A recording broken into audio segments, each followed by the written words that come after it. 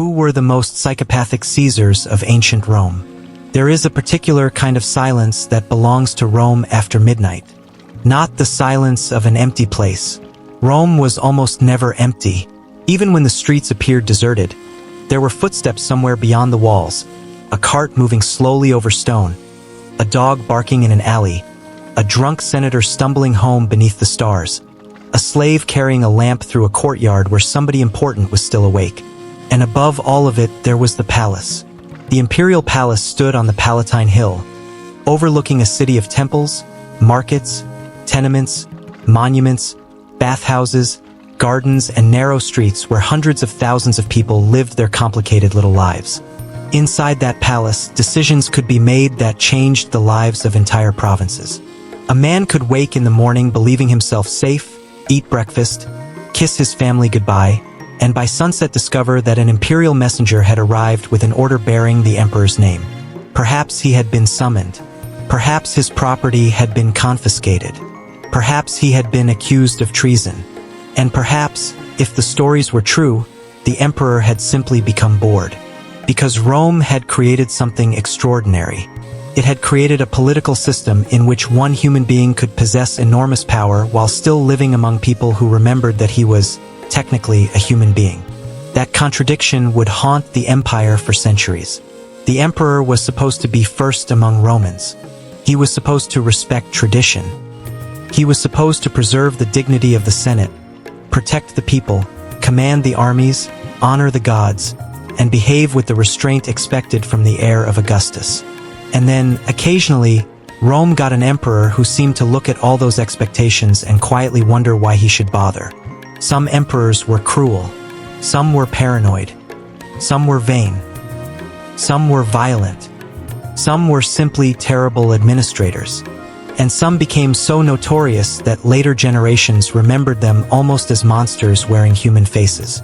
Caligula, Nero, Commodus, Caracalla, Elagabalus. Names that seem to arrive from the darkness already carrying their own atmosphere.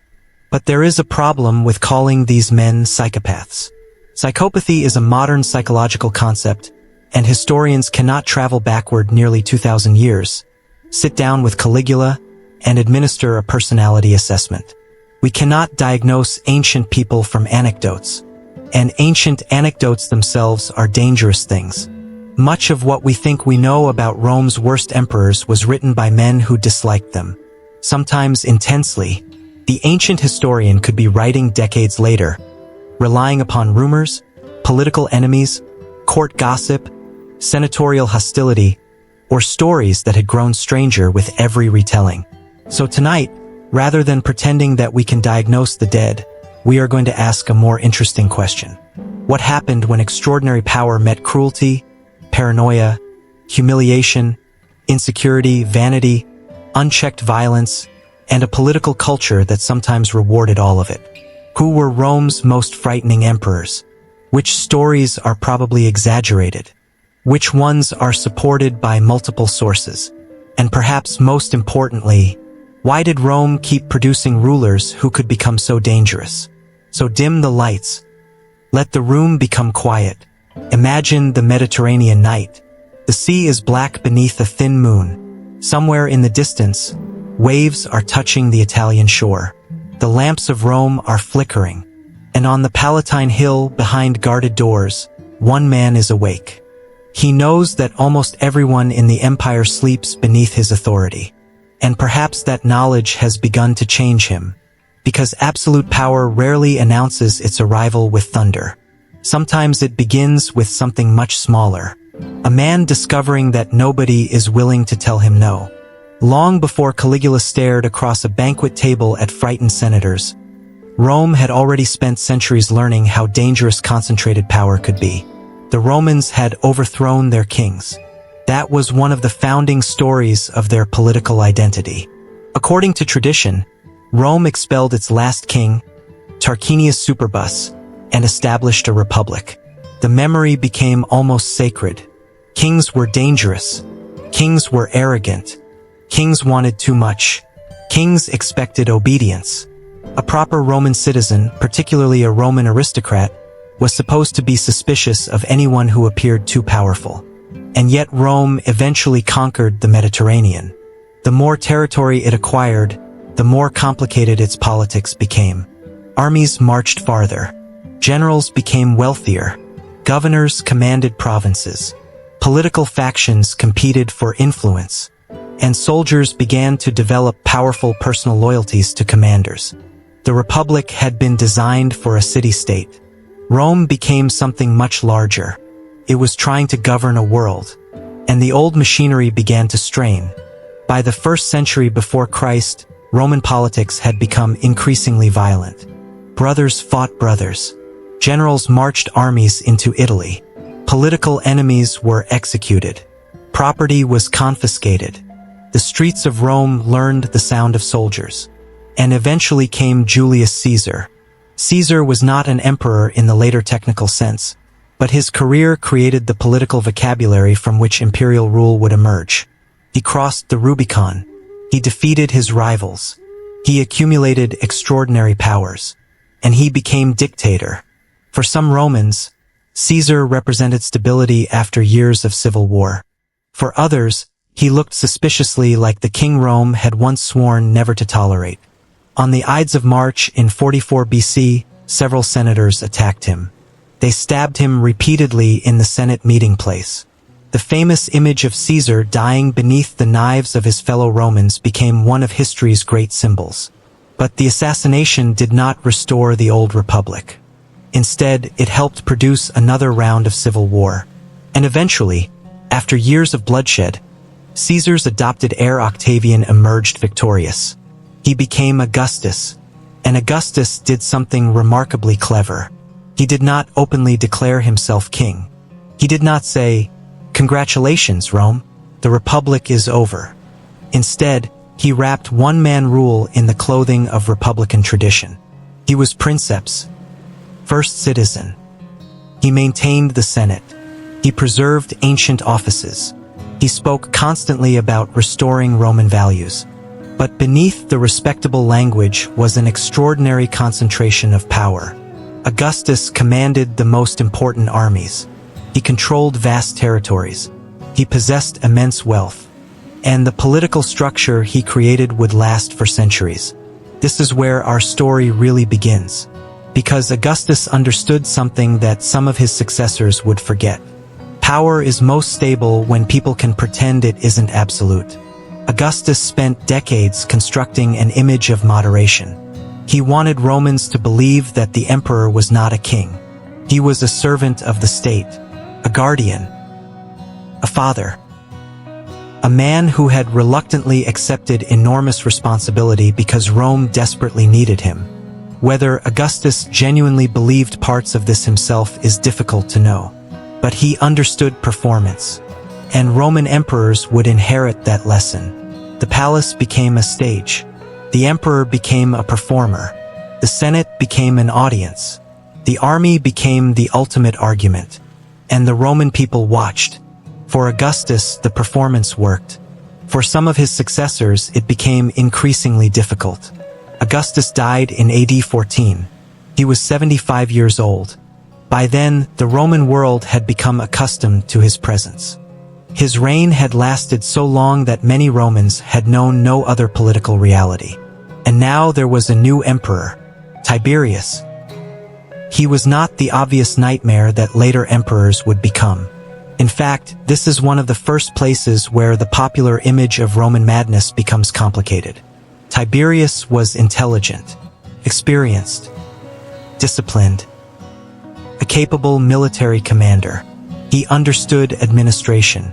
He was cautious. And he was deeply uncomfortable with the theater of imperial politics. This last quality would become important. Tiberius seems to have disliked flattery. He was suspicious of the Senate. He could be cold. And he increasingly withdrew from public life. But the stories surrounding him became darker as his reign progressed. Some ancient writers portray him as a sexually depraved monster hiding on the island of Capri. The image is unforgettable. A beautiful island. Blue Mediterranean water. white stone villas, gardens descending toward the sea. And inside those villas, according to later stories, a ruler indulging every imaginable appetite while Rome trembled below. It makes excellent storytelling, which is precisely why we should be cautious. Ancient historians loved scandal. They also loved moral lessons. A decadent emperor was useful. He demonstrated what happened when power corrupted a man. But behind the lurid stories there was something more historically significant. Tiberius became increasingly suspicious. Treason trials multiplied. Informers became important. Roman elites learned that words could be dangerous. A careless remark about the emperor might be interpreted as disloyalty. A private conversation might be repeated. A political enemy might accuse someone of treason. And once the machinery began moving, it could be difficult to stop. This was not unique to Rome. It is one of the recurring features of authoritarian systems. When a ruler cannot easily distinguish genuine threats from imagined threats, the safest strategy becomes eliminating everyone who might possibly become dangerous. And so fear grows. The emperor fears his enemies. His enemies fear the emperor. The people fear the informers. The informers fear losing the emperor's favor. And eventually everyone becomes very good at pretending to be happy.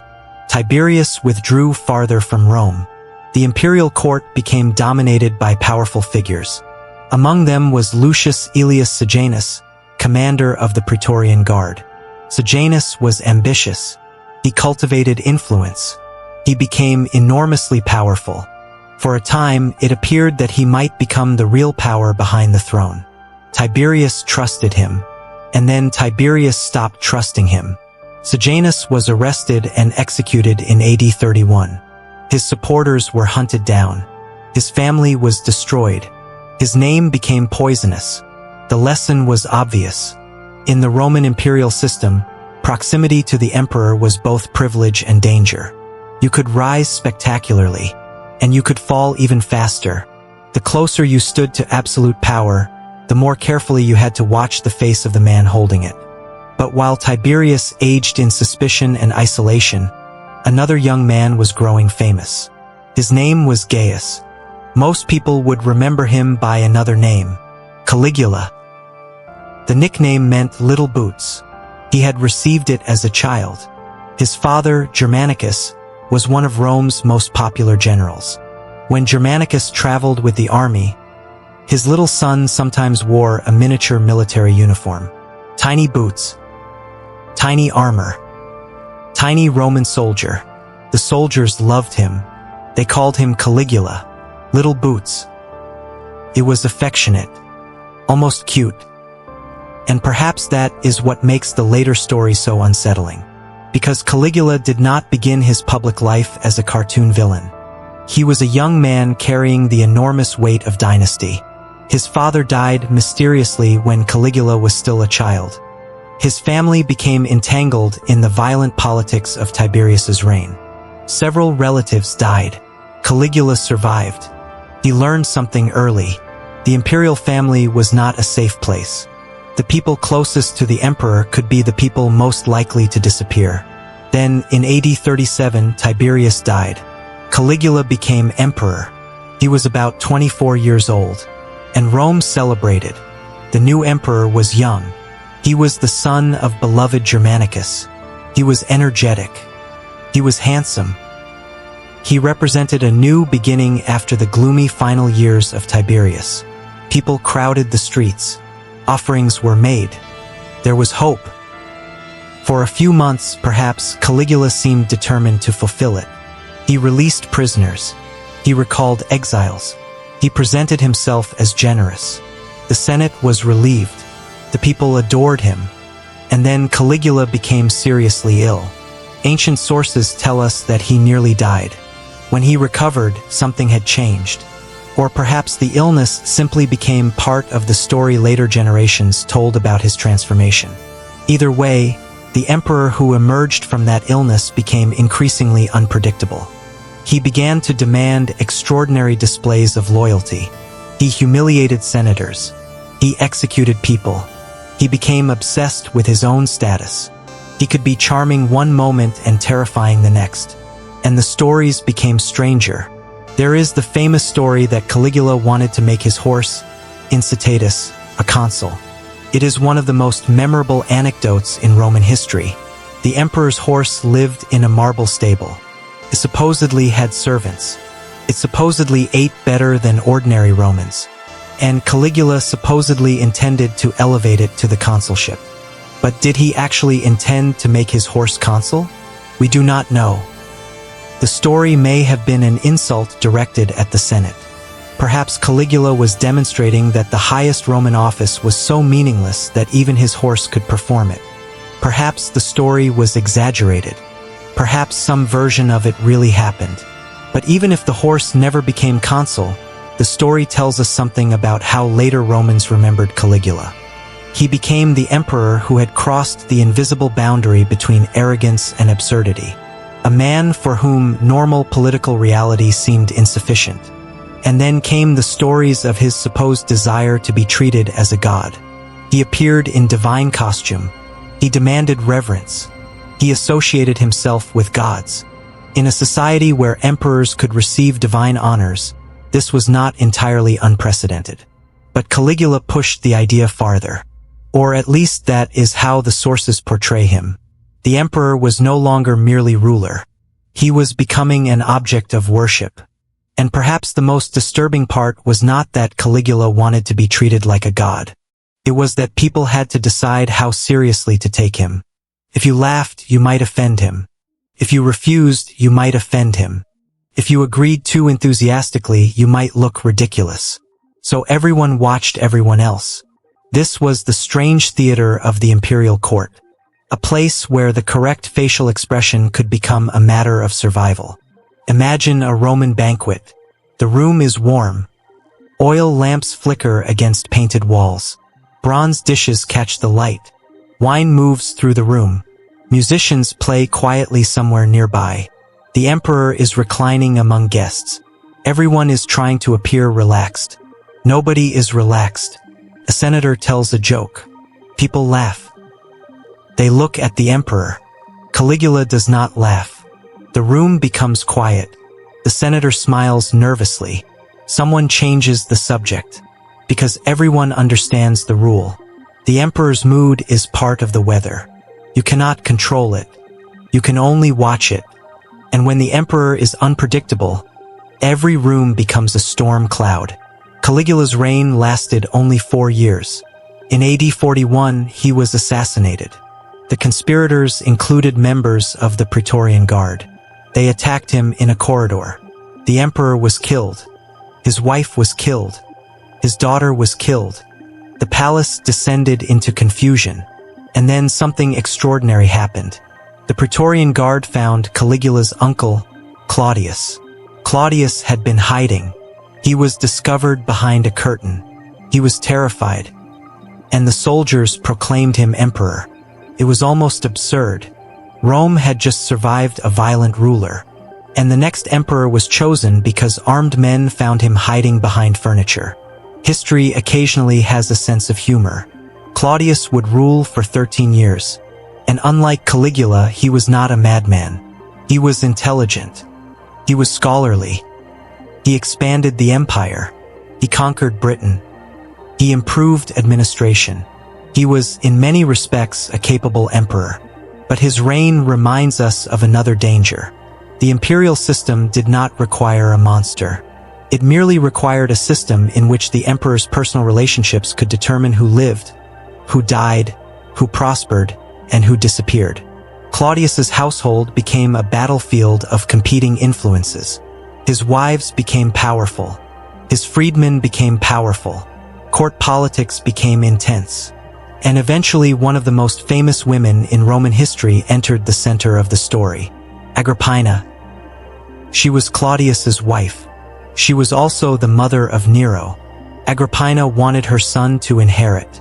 And in AD 54, Claudius died. Ancient sources accused Agrippina of poisoning him. A mushroom dish is sometimes blamed. The image is almost too perfect. An emperor sitting at dinner. A plate of mushrooms. Final bite. and the machinery of succession begins. But again, certainty is impossible. Claudius's death may have been natural. He may have been poisoned. The ancient sources strongly favored the more dramatic version. And drama has a way of surviving. Nero became emperor. He was 17. And for a while, things looked promising. Nero's early reign is almost strangely gentle compared with what came later. He was young. His advisors included Seneca, the philosopher and writer, and Burrus, commander of the Praetorian Guard. They tried to guide him. Nero initially respected the Senate. He presented himself as a moderate ruler. He was interested in music, poetry, theater, and performance. But there was a problem. Nero did not merely want to rule. He wanted to be an artist. And Roman aristocrats did not necessarily admire that ambition. A Roman emperor was supposed to command armies. He could write poetry privately, of course. He could play music. He could sponsor artists. But appearing on stage, competing in public performances, that could look humiliating. Nero did it anyway. He wanted applause. Real applause. And perhaps this is where something important about Nero begins to emerge. He desperately wanted to be loved. Not merely obeyed. Not merely feared. Loved. He wanted recognition as a great performer. He wanted people to admire his voice, his music, his artistic talent, his beauty, his genius. And if people did not admire him naturally, there were ways of encouraging them. Roman audiences learned that criticism could be dangerous. Applause was safer. So they applauded. And Nero heard applause. The problem with forced admiration is that eventually the person receiving it may begin to believe it. Then came the deaths. Nero's mother, Agrippina, became increasingly powerful. Their relationship deteriorated. Eventually Nero decided she had to die. Ancient sources give us elaborate accounts of an assassination attempt involving a specially constructed collapsing boat. The ship was designed to break apart. Agrippina survived. She swam to shore. She understood exactly what had happened. And Nero sent another order. Kill her. She was murdered. When Nero heard that she was dead, he reportedly felt relief. The story is horrifying, but it also reveals something deeper. Imperial politics had transformed family relationships into political calculations. The emperor did not simply have a mother. He had a mother who possessed influence. He did not simply have a wife. He had a wife who might become a rival. He did not simply have friends. He had men whose loyalty might change. In such a world, affection could become indistinguishable from strategy. And once that happens, paranoia grows easily. Nero's reign became increasingly violent. Executions multiplied. Senators were forced to die. Property was confiscated. Opposition was treated as conspiracy. And then, in AD 64, Rome burned. For days, flames moved through the city. Wooden buildings collapsed. Smoke filled the air. People fled with whatever they could carry. The night sky glowed orange. The heat was unbearable. Rome was enormous, crowded, and vulnerable to fire. Fires were not unusual, but this fire was catastrophic. Nero was away when it began. Later accusations claimed that he had ordered it. The famous story says that Nero played his lyre while Rome burned. It is one of the most famous images in ancient history, but it is almost certainly misleading. Nero was not necessarily playing music while the city burned. He may actually have helped organize relief. He opened public spaces. He arranged food supplies. He provided shelter. He also began rebuilding Rome afterward. So why did the story of Nero fiddling while Rome burned become so powerful? Because Nero already had a reputation for theatricality. Because his political enemies hated him. Because he was associated with extravagance. And because the image perfectly captured a cultural fear. The emperor as spectator. The city suffering. The ruler performing. Whether or not Nero literally played music during the fire, the metaphor was irresistible. And Nero understood something else. When public opinion turns against a ruler, someone must be blamed. So he blamed the Christians, a relatively small and unpopular religious community. They were accused of causing the disaster. Some were arrested. Some were executed. Ancient sources describe brutal punishments. The persecution became one of the earliest major moments in the long and complicated relationship between the Roman state and Christianity. But Nero's real enemies were closer to home. Eventually, the army turned against him. Governors rebelled. Galba in Spain declared himself emperor. The Senate abandoned Nero. The Praetorian Guard withdrew its support.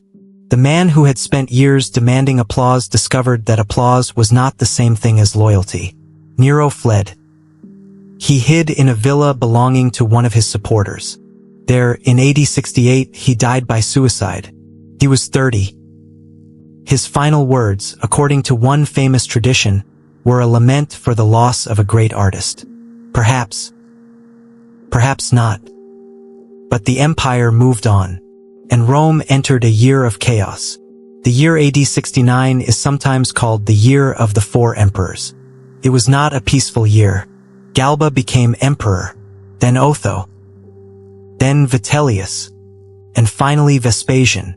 Armies marched across the empire. Emperors rose and fell. The message was becoming clear. The emperor did not necessarily need to be a member of the old dynasty. If you controlled enough soldiers, you could become emperor. And that changed everything. The imperial throne was no longer merely inherited. Could be seized. The army had discovered its power. The Senate had discovered its weakness. And future emperors would remember. Vespasian restored stability. He was practical. He was less theatrical than Nero. He began construction of the Great Flavian Amphitheater, which later generations would call the Colosseum. His son Titus succeeded him. Titus is remembered relatively favorably. He ruled briefly. He faced disasters, including the eruption of Mount Vesuvius in AD 79. Then came his younger brother, Domitian. And with Domitian, we return to the darker side of imperial rule. Domitian was not insane. He was, in many respects, a capable administrator. He strengthened the bureaucracy. He improved the finances. He was an effective ruler. But he became increasingly authoritarian. He expected reverence. He used treason trials. He distrusted senators. Informers became powerful again. The emperor's household became a place where fear could grow quietly. Domitian reportedly demanded that he be addressed as Lord and God. Whether the practice was as universal as later writers suggest is uncertain. But the symbolism mattered. The emperor was moving farther away from the old republican ideal of the first citizen. He was becoming something closer to a monarch in the openly hierarchical sense. And that made senators nervous. Domitian was eventually assassinated in AD 96. His death was followed by a political reaction against him. His memory was condemned. Statues were removed. His name was damaged. This process, known as damnatio memoriae, is one of the strangest aspects of Roman political culture. Rome could not always erase a person from history, but it could try to erase him from stone. A face carved into marble could be struck away. An inscription could be chiseled apart. A name could disappear. The emperor who had spent years insisting that everyone remember him could become someone Rome officially pretended never existed.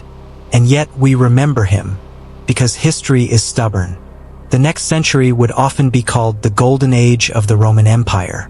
Nerva, Trajan, Hadrian, Antoninus Pius, Marcus Aurelius, the so-called Five Good Emperors. The empire reached extraordinary levels of territorial expansion and administrative sophistication. Rome became wealthier. Cities flourished. Trade moved across the Mediterranean. Roads stretched through Europe, North Africa, and Asia. And then Marcus Aurelius died. His successor was his son, Commodus. This is where the imperial story takes another sharp turn. Commodus had been raised to rule. He was not an outsider. He was the son of a philosopher-emperor. His father, Marcus Aurelius, had become almost legendary for his stoic reflections on duty, mortality, and self-control. Commodus inherited the throne in AD 180. He was 19, and he quickly developed an intense interest in something his father had approached very differently: gladiatorial combat. Commodus wanted to be a gladiator, not merely watch gladiators. Be one. He entered the arena. He fought animals. He staged combats. He presented himself as a heroic figure. But the fights were carefully controlled. His opponents were not supposed to kill him, and his victories were guaranteed. The emperor could not simply walk into the arena as an ordinary gladiator. He was too valuable. So the spectacle became something surreal. An emperor standing in the sand. A crowd roaring. Musicians playing. The smell of animals. Sweat. Dust. Blood. And in the center of it all, Commodus imagining himself as Hercules. He wore the attributes of the mythological hero. He wanted to be associated with strength, masculinity, divinity, victory. The Senate, meanwhile, had to applaud, because of course they did. What else were they going to do? Tell the emperor that his gladiatorial act was embarrassing? That would have been an interesting final sentence. Commodus's personality cult became enormous. His confidence became increasingly detached from reality. He renamed things after himself. He associated himself with Hercules. He participated in elaborate spectacles. And his government became increasingly corrupt. Powerful figures around him competed for influence. The emperor became isolated. And then, on December 31st, AD 192, Commodus was murdered. He was strangled by an athlete named Narcissus after an earlier attempt to poison him failed. Another emperor had fallen. And once again, Rome entered uncertainty. If we pause here for a moment, something begins to emerge. The most notorious emperors were not all alike. Caligula was not Nero. Nero was not Commodus. Commodus was not Domitian. Their personalities differed. Their circumstances differed. Their enemies differed. And some of the stories told about them are almost certainly exaggerated. Yet the same patterns keep appearing. Isolation. Flattery. Fear. Concentrated power. Political violence. The inability to tolerate criticism. The transformation of personal insults into matters of state. The suspicion that enemies were everywhere. And the terrifying realization that the emperor could make private emotions public consequences. A normal person can be angry. An emperor can be angry and order an execution. A normal person can become jealous. An emperor can be jealous and confiscate a fortune. A normal person can dislike a rival. An emperor can dislike a rival and make the entire machinery of the state move against him. This is why the psychology of Roman emperors matters even when we cannot diagnose them. The problem was not simply that some of them were crazy. The problem was that Rome had created a system in which the personal weaknesses of one person could become political disasters for millions. And the empire was about to meet several more examples. After Commodus came Septimius Severus. He was a soldier. He understood the importance of the army. He strengthened imperial authority. And his dynasty would produce one of Rome's most infamous rulers, Caracalla. Caracalla was the son of Septimius Severus. His real name was Marcus Aurelius Antoninus. He received the nickname Caracalla from a type of Gallic cloak he wore. Again, the names of Roman emperors often began innocently. Little Boots. The cloak wearer. And then history happened. Caracalla became emperor alongside his brother Geta. The brothers hated each other. Their father had apparently warned them to remain united. They did not. The rivalry became unbearable. Eventually Caracalla had Geta murdered. And the circumstances were horrifying. Geta was reportedly killed in the presence of their mother, Julia Domna. He fled into her arms. The soldiers attacked him. He died there. Caracalla then ordered a purge of Geta's supporters. Thousands may have died. The emperor's brother had become a memory, and Roman artists altered images of the imperial family. Geta's face disappeared from portraits. There he was. Then there he wasn't. A political disappearance carved into stone. But Caracalla did something historically important beyond his brutality. In AD 212, he issued the Constitutio Antoniniana. It granted Roman citizenship to nearly all free inhabitants of the empire. It was a massive change. It transformed the meaning of Roman citizenship. It also had financial and administrative implications. And it reminds us again why simple labels fail. The same emperor could commit horrifying violence and enact major reforms. Human beings are inconveniently complicated. History rarely gives us pure villains. Caracalla eventually went east. He dreamed of military glory. He admired Alexander the Great. He wanted to be seen as a conqueror. He traveled with the army. And in AD 217, while on campaign, he was murdered. A soldier approached him during a journey. Caracalla stopped. The soldier killed him. The emperor who had ordered the deaths of others discovered that an imperial body was still made of flesh. No amount of titles could change that. No marble statue could change it. No claim to divine status could change it. The knife still worked. Then came another strange figure, Elagabalus. He became emperor at about 14 years old. His rise was connected to the Severan dynasty and to the support of powerful family members and soldiers. His reign lasted only about 4 years, and the stories about him became increasingly sensational. He was associated with the worship of the Syrian sun god Elagabal. He attempted to elevate this cult dramatically within Roman religious life. He married several times. He violated conventional expectations of Roman masculinity. He reportedly participated in extravagant rituals. He offended senators. He offended traditionalists. And later writers presented him as almost a walking collection of scandal. But again, caution is necessary. Elagabalus lived at the intersection of Roman politics, sexuality, religion, gender expectations, and cultural prejudice. Ancient writers had reasons to portray him as bizarre. The young emperor's behavior could be genuinely unconventional without every sensational story being true. Still, his reign was unstable. And eventually, in AD 222, he was murdered. His body was dragged through the streets, thrown into the Tiber, and his cousin Alexander Severus became emperor. The cycle continued. Rise, power, fear, violence, death, memory. And then another name, another face, another attempt to control an empire that was simply too large to fit inside one man's personality. By the 3rd century, Rome was entering a period of deep instability. Emperors rose and fell rapidly. Armies proclaimed their own candidates. Generals became emperors. Emperors were murdered by their own soldiers. The empire faced invasions, civil wars, economic problems, political fragmentation, and military crises. The old dream of the emperor as a stable father figure was becoming increasingly difficult to sustain. The throne had become dangerous, not only for those beneath it, for the man sitting on it. And perhaps that is the strangest conclusion of all. The emperor was supposed to possess unlimited power. Yet many emperors lived in fear. They slept behind guards. They watched the people around them. They worried about generals. They worried about heirs.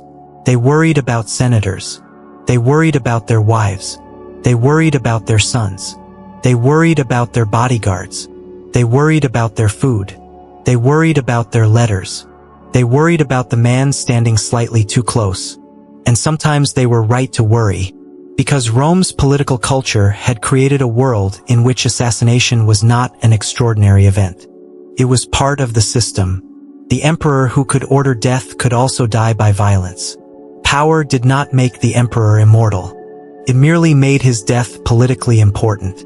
And so, when we ask who the most psychopathic Caesars were, perhaps we should turn the question around.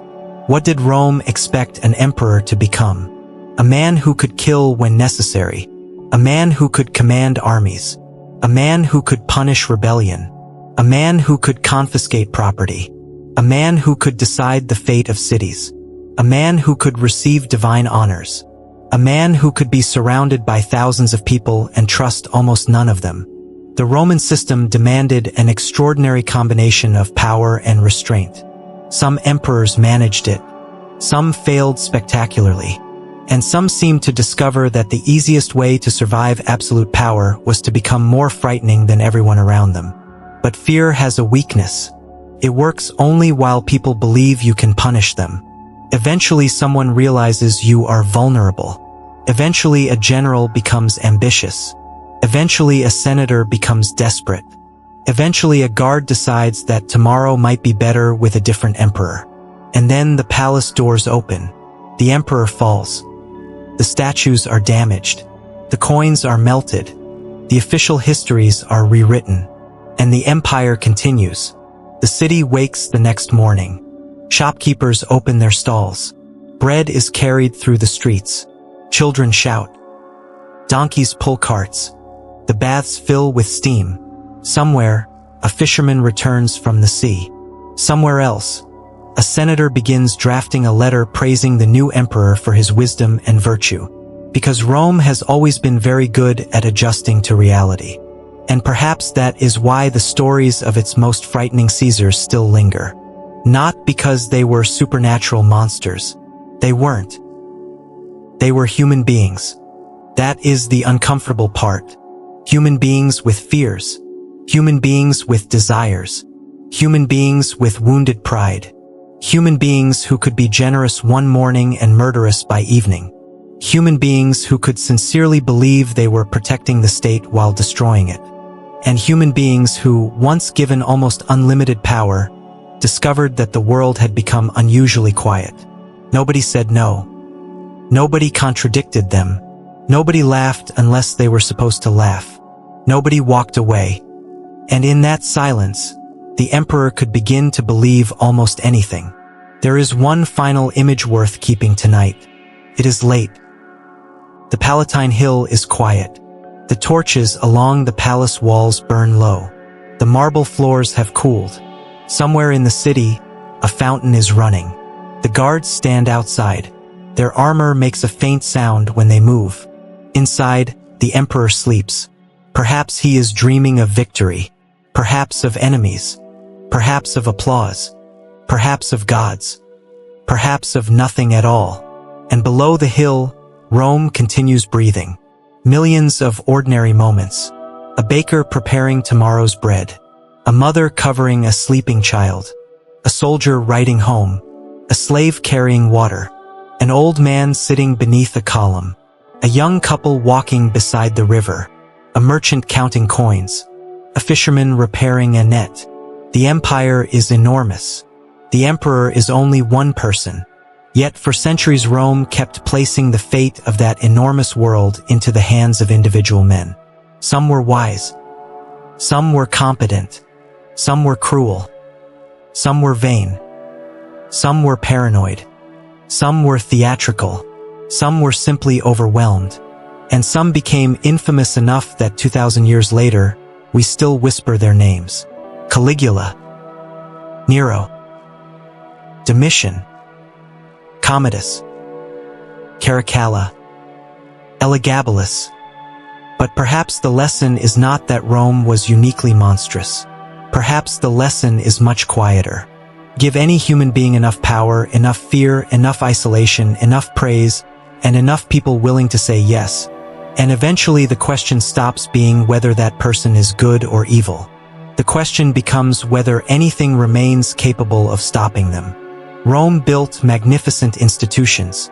It built roads that crossed mountains, bridges that crossed rivers, aqueducts that carried water for miles, amphitheaters that held tens of thousands, temples of marble, libraries, markets, harbors, laws, armies. And yet one of its greatest political experiments depended, again and again, upon the character of one person. That was Rome's great strength, and perhaps its greatest weakness, The empire could survive a foolish emperor, could survive a cruel emperor. It could even survive an emperor who believed his horse deserved a political office. Rome was very good at surviving absurdity. What Rome struggled with was the combination of absolute authority and human insecurity.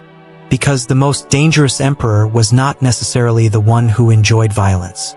Sometimes it was the one who could no longer imagine a world in which anyone might safely disagree with him. And now the lamps are going out. The palace is dark. The marble statues stand beneath the moon. The old emperors are gone. Their voices are gone. Their footsteps are gone. Their enemies are gone. Their friends are gone. The crowds that once screamed their names have become dust. The armies that once marched beneath their standards have disappeared into history. Even the stones have weathered. And Rome, which once seemed eternal, is now something we visit through imagination. A distant city beneath a distant sky. A place where powerful men once believed they controlled everything. And perhaps, if you listen carefully enough, beneath all the noise of the ancient world, you can hear the quieter truth. Nobody controls everything. Not emperors. Not armies. Not dynasties. Not even Rome. Everything passes. The marble cracks. The statues fall. The names fade. The palace becomes ruins. The night remains. And somewhere beneath the Mediterranean stars, the old empire becomes silent. Very slowly. Very gently, until all that remains is the sound of the wind moving through the ruins, and the long, quiet sleep of history, the palace of fear. But before we let the Roman night become completely silent, there is more to the story, because the most fascinating thing about Rome's so-called mad emperors is not simply what they did. It is how people around them behaved. An emperor could not rule an empire by himself. Even the most powerful Caesar needed thousands of other human beings to carry messages, collect taxes, command armies, guard palaces, manage grain shipments, maintain roads, administer courts, and, perhaps most importantly, tell him that he was doing a wonderful job. And this created a peculiar psychological environment. Imagine being emperor. You wake in the morning. You open your eyes beneath an embroidered canopy. There are servants waiting. Your clothes are already prepared. Your breakfast is already arranged. Your guards are already outside. Your schedule has already been organized. Someone bows when you enter the room. Someone else praises your wisdom. Another person tells you that the Senate is deeply grateful for your leadership. A provincial governor sends a letter describing your greatness. A poet compares you to Apollo. A general tells you that the army would follow you to the ends of the earth. Priest calls you divine. And somewhere, perhaps, a man who genuinely disagrees with you is standing silently in the corner. He knows better than to speak. After enough years of this, how would you know whether anyone was telling the truth? That was one of the hidden dangers of imperial life. The emperor could become isolated not because nobody was around him, but because too many people were around him. Everyone had a reason to flatter. Everyone had something to lose. Everyone was performing. And once a ruler begins to believe that praise is always sincere, criticism can feel like betrayal. That is where paranoia can begin. Not necessarily with madness, with uncertainty, with the simple thought that perhaps the people closest to you are lying. And if they are lying, perhaps they are plotting. And if they are plotting, perhaps you should act first. This was the logic that haunted the imperial palace. It could turn a suspicious ruler into a dangerous one. And it could turn an ordinary political disagreement into a death sentence. Consider again Tiberius. It is easy to imagine him as the gloomy old emperor of later stories, hiding on Capri among decadent pleasures. But there was another Tiberius, a man who had spent decades commanding armies, a man who understood danger, a man who had watched Roman politics consume members of his own family, a man who knew that Germanicus, beloved by the people and popular with the army, could potentially become a political rival. Tiberius had lived through the final violence of the Republic. He had watched men who seemed invincible suddenly become dead. He had seen fortunes disappear. He had seen political alliances change overnight. He understood something modern people sometimes forget. Power does not make people trustworthy. It merely gives them more expensive reasons to lie. And Tiberius increasingly distrusted the Senate. Perhaps he had good reason. The Senate was not a modern parliament. It was an aristocratic body filled with wealthy men whose families had competed for power for generations. They were not passive citizens. They were political animals. They understood ambition. They understood alliances.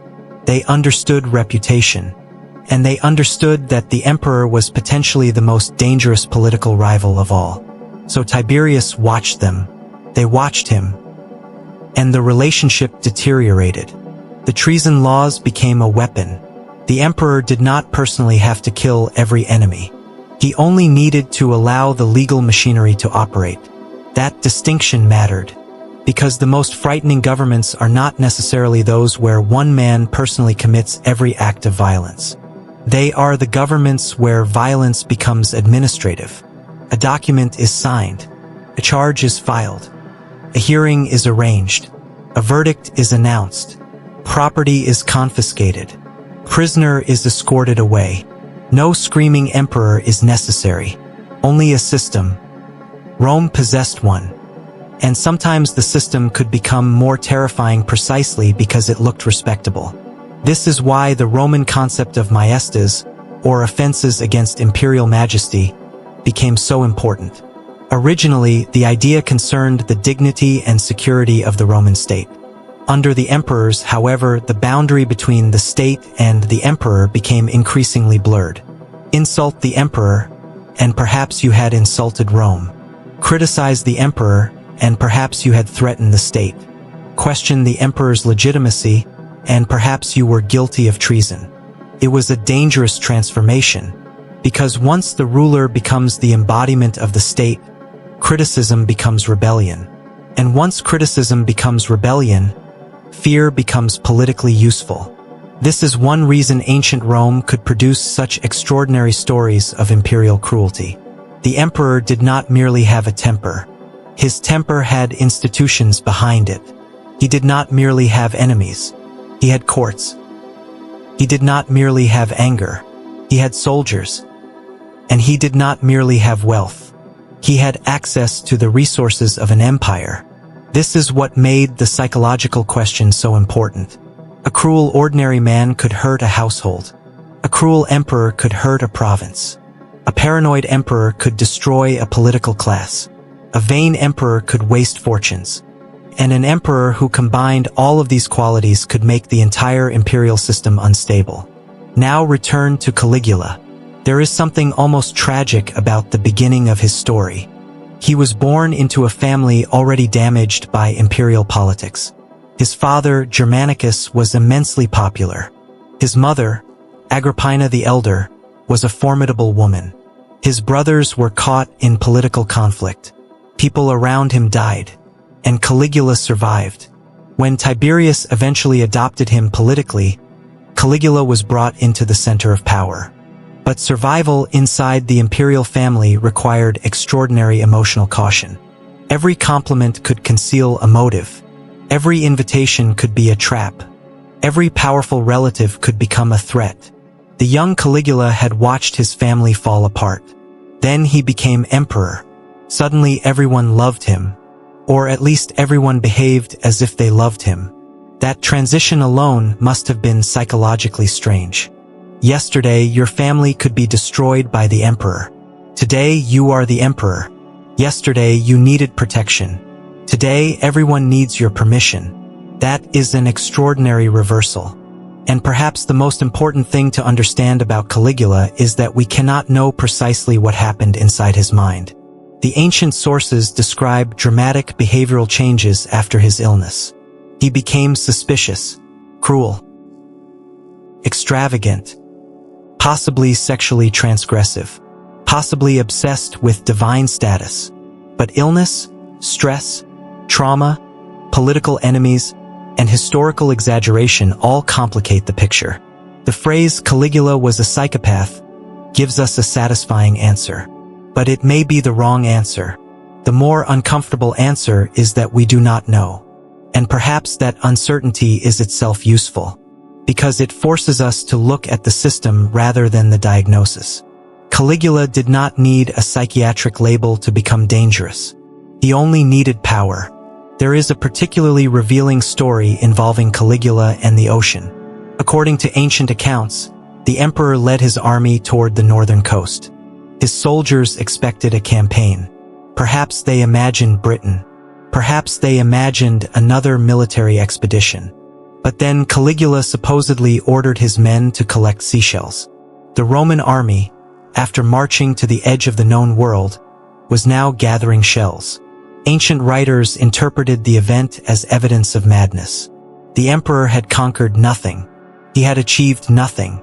And yet he could return to Rome and claim victory. There are several possible explanations. Perhaps Caligula really did order the soldiers to collect shells. Perhaps it was symbolic. Perhaps it was a punishment. Perhaps it was a bizarre joke. Perhaps the story became exaggerated because later Romans enjoyed the image of an emperor pretending that seashells were the spoils of war. And perhaps the real military context was more complicated than the surviving anecdotes suggest. But think about the scene. The sea stretches toward Britain. The wind is cold. The soldiers stand in formation. The emperor looks toward the water. The officers wait. Nobody knows what he wants. Then the order comes. Collect shells. And thousands of soldiers obey. That is absolute power in its strangest form. Not the ability to command armies into battle. The ability to command them into absurdity. There was another story even more revealing. Caligula reportedly once said that he wished the Roman people had a single neck so he could kill them all at once.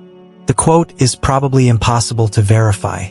Ancient writers loved such statements because they made a ruler's cruelty unmistakable. But whether Caligula literally said it or not, the sentiment became attached to his memory.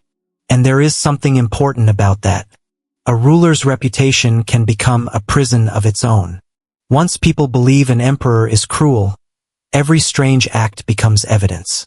A normal emperor becomes impatient. A cruel emperor becomes murderous. A normal emperor jokes. A cruel emperor threatens. A normal emperor enjoys a strange meal. A cruel emperor is decadent. The reputation begins interpreting reality before reality even arrives. This happened repeatedly in Roman history, and it happened to Nero perhaps more than anyone.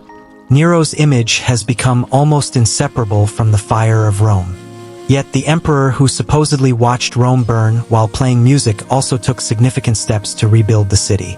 After the fire, Nero developed ambitious architectural plans. New regulations were introduced. Buildings were constructed with greater attention to fire safety. Open spaces were increased. The rebuilding changed Rome. But Nero's rebuilding was also politically useful. He built a gigantic palace complex. The Domus Aurea, the Golden House. This name alone sounds like a warning. The palace was extravagant. Vast rooms, painted ceilings, gardens, artificial landscapes, a private world constructed for one man. And perhaps the palace tells us more about Nero than the story of the violin ever could. The emperor was no longer merely living in Rome. He was constructing a world inside Rome that revolved around himself.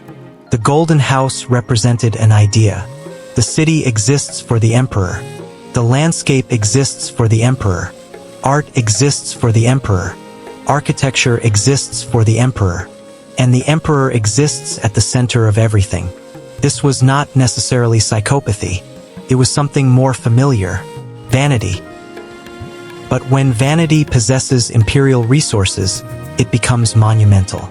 A private insecurity can become a palace. A desire for admiration can become a public spectacle. A need to be seen can become architecture. And when the emperor is dissatisfied with the applause, someone else may pay for it.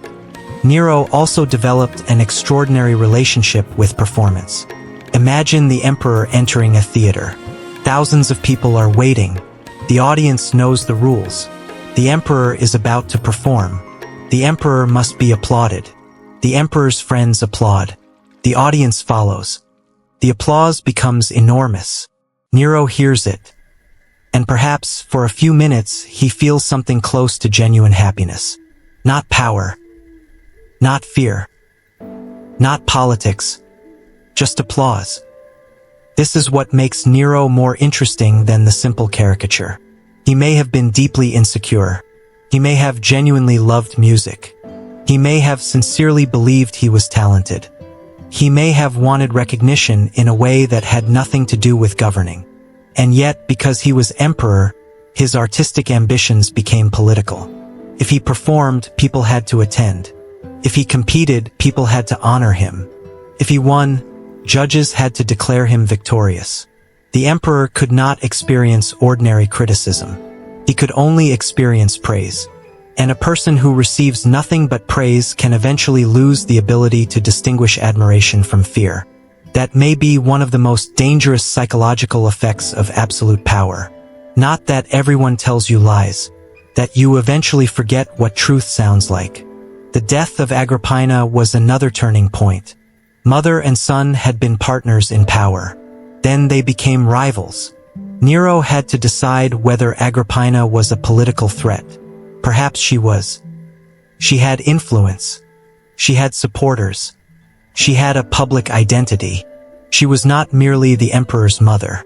She was a political force. And Nero's solution was murder. Once he crossed that line, something changed. If an emperor could kill his own mother, then what relationship remained sacred? The answer was not many. His wife Octavia was eventually executed as well. Other relatives died. Senators died. Friends died. And each death made the next one easier to imagine. This is another recurring feature of political violence. The first act is often the hardest. After that, the boundary shifts. Yesterday, killing a political rival seemed unthinkable. Today, it is necessary. Tomorrow, killing his friend may become necessary. Next week, killing a senator may become prudent. Eventually, almost anyone can become dangerous. And when everyone is potentially dangerous, nobody is safe. Commodus followed a different path. His great obsession was not merely power. It was identity. He wanted to become Hercules. The son of a philosopher wanted to become a mythological hero. He had statues made. He appeared with a lion skin. He carried a club. He associated himself with the divine hero. And there is something almost childlike about it. Imagine the emperor of Rome standing before a mirror. He is looking at himself, not as Marcus Aurelius's son, not as emperor, but as Hercules. Strong, beautiful, invincible, a man who has defeated every monster. And perhaps Commodus desperately needed to believe he was invincible because the political world around him was anything but stable. His government became increasingly dominated by favorites. Praetorian prefects gained influence. Executions and confiscations increased. The emperor withdrew from ordinary administration. He preferred spectacle, and the arena became his stage. The gladiatorial games offered something politics could not. A simple world. There was an enemy. There was a weapon. There was a winner. There was applause. No complicated Senate. No arguments over law. No rival interpretations. Just victory. Commodus could enter the arena and know exactly what the crowd was supposed to see. Hercules. The unbeatable hero. The emperor who could not be defeated.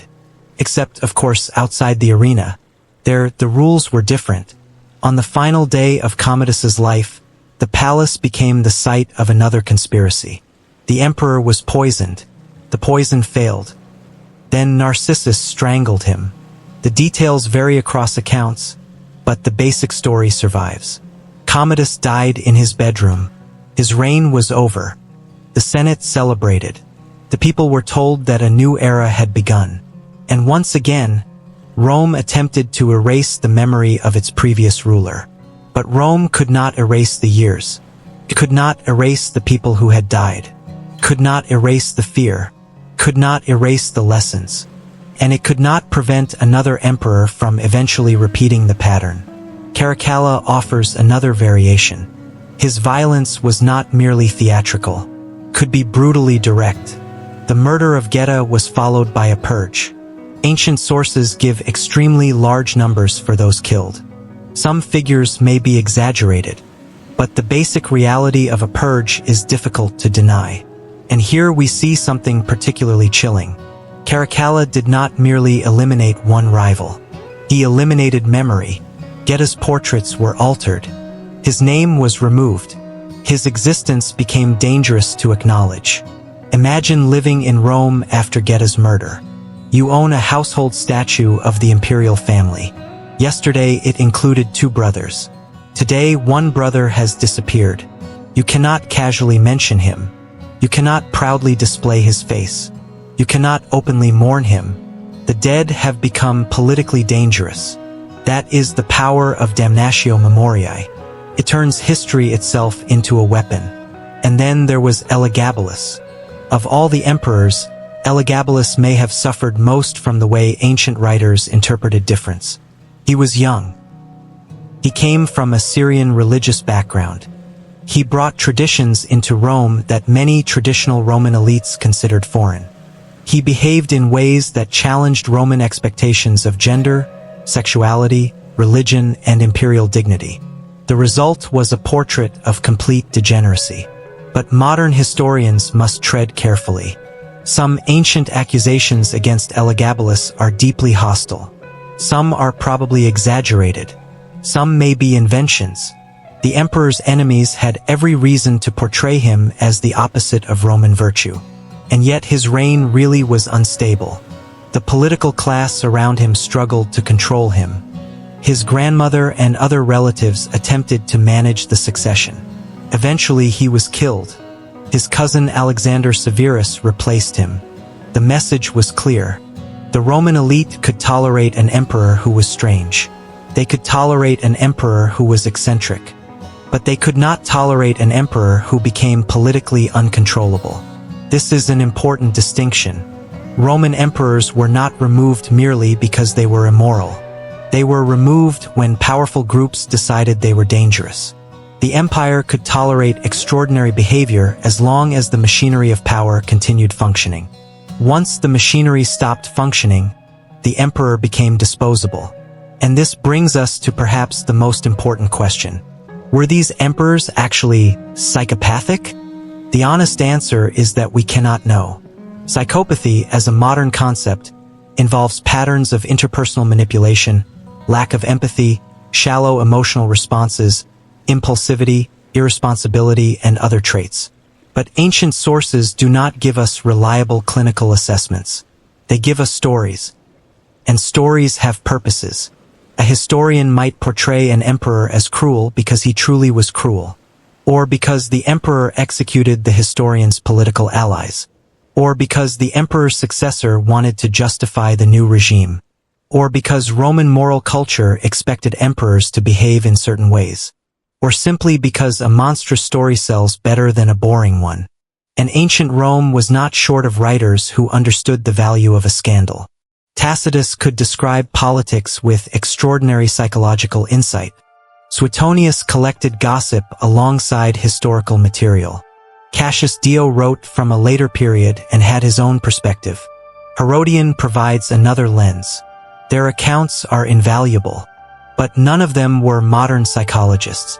So perhaps Psychopathic Caesar is best understood as a question about behavior, not diagnosis. Which emperors repeatedly demonstrated extreme cruelty? Which seemed indifferent to suffering? Which treated people as disposable? Which were obsessed with personal glory? Which responded to criticism with disproportionate violence? Which surrounded themselves with fear? And which stories are too convenient to accept without skepticism? Once we ask those questions, the Roman emperors become much more interesting.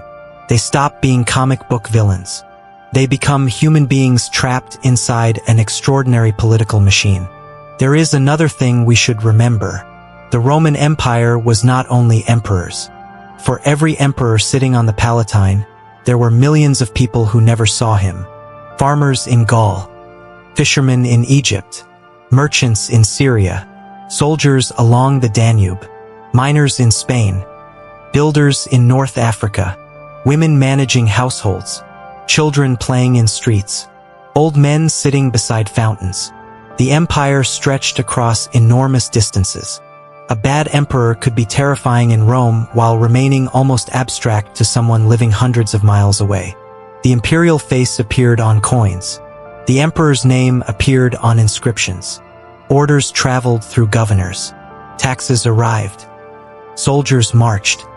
But most people experienced Rome through ordinary administration. This matters because the popular image of Rome can become distorted. We remember emperors because they are dramatic. We remember Caligula. We remember Nero. We remember Commodus. But most Romans spent far more time thinking about bread, rent, harvests, family, work, illness, weather, trade, and local disputes than about whatever the emperor was doing that week. History is often strange that way. The person who dominates the surviving records may occupy almost none of the emotional world of ordinary people. The emperor thinks he is the center of the universe. The farmer is worried about rain. The emperor worries about assassination. The farmer worries about his donkey. The emperor worries about the Senate. The farmer worries about whether the wheat will grow. And the empire continues.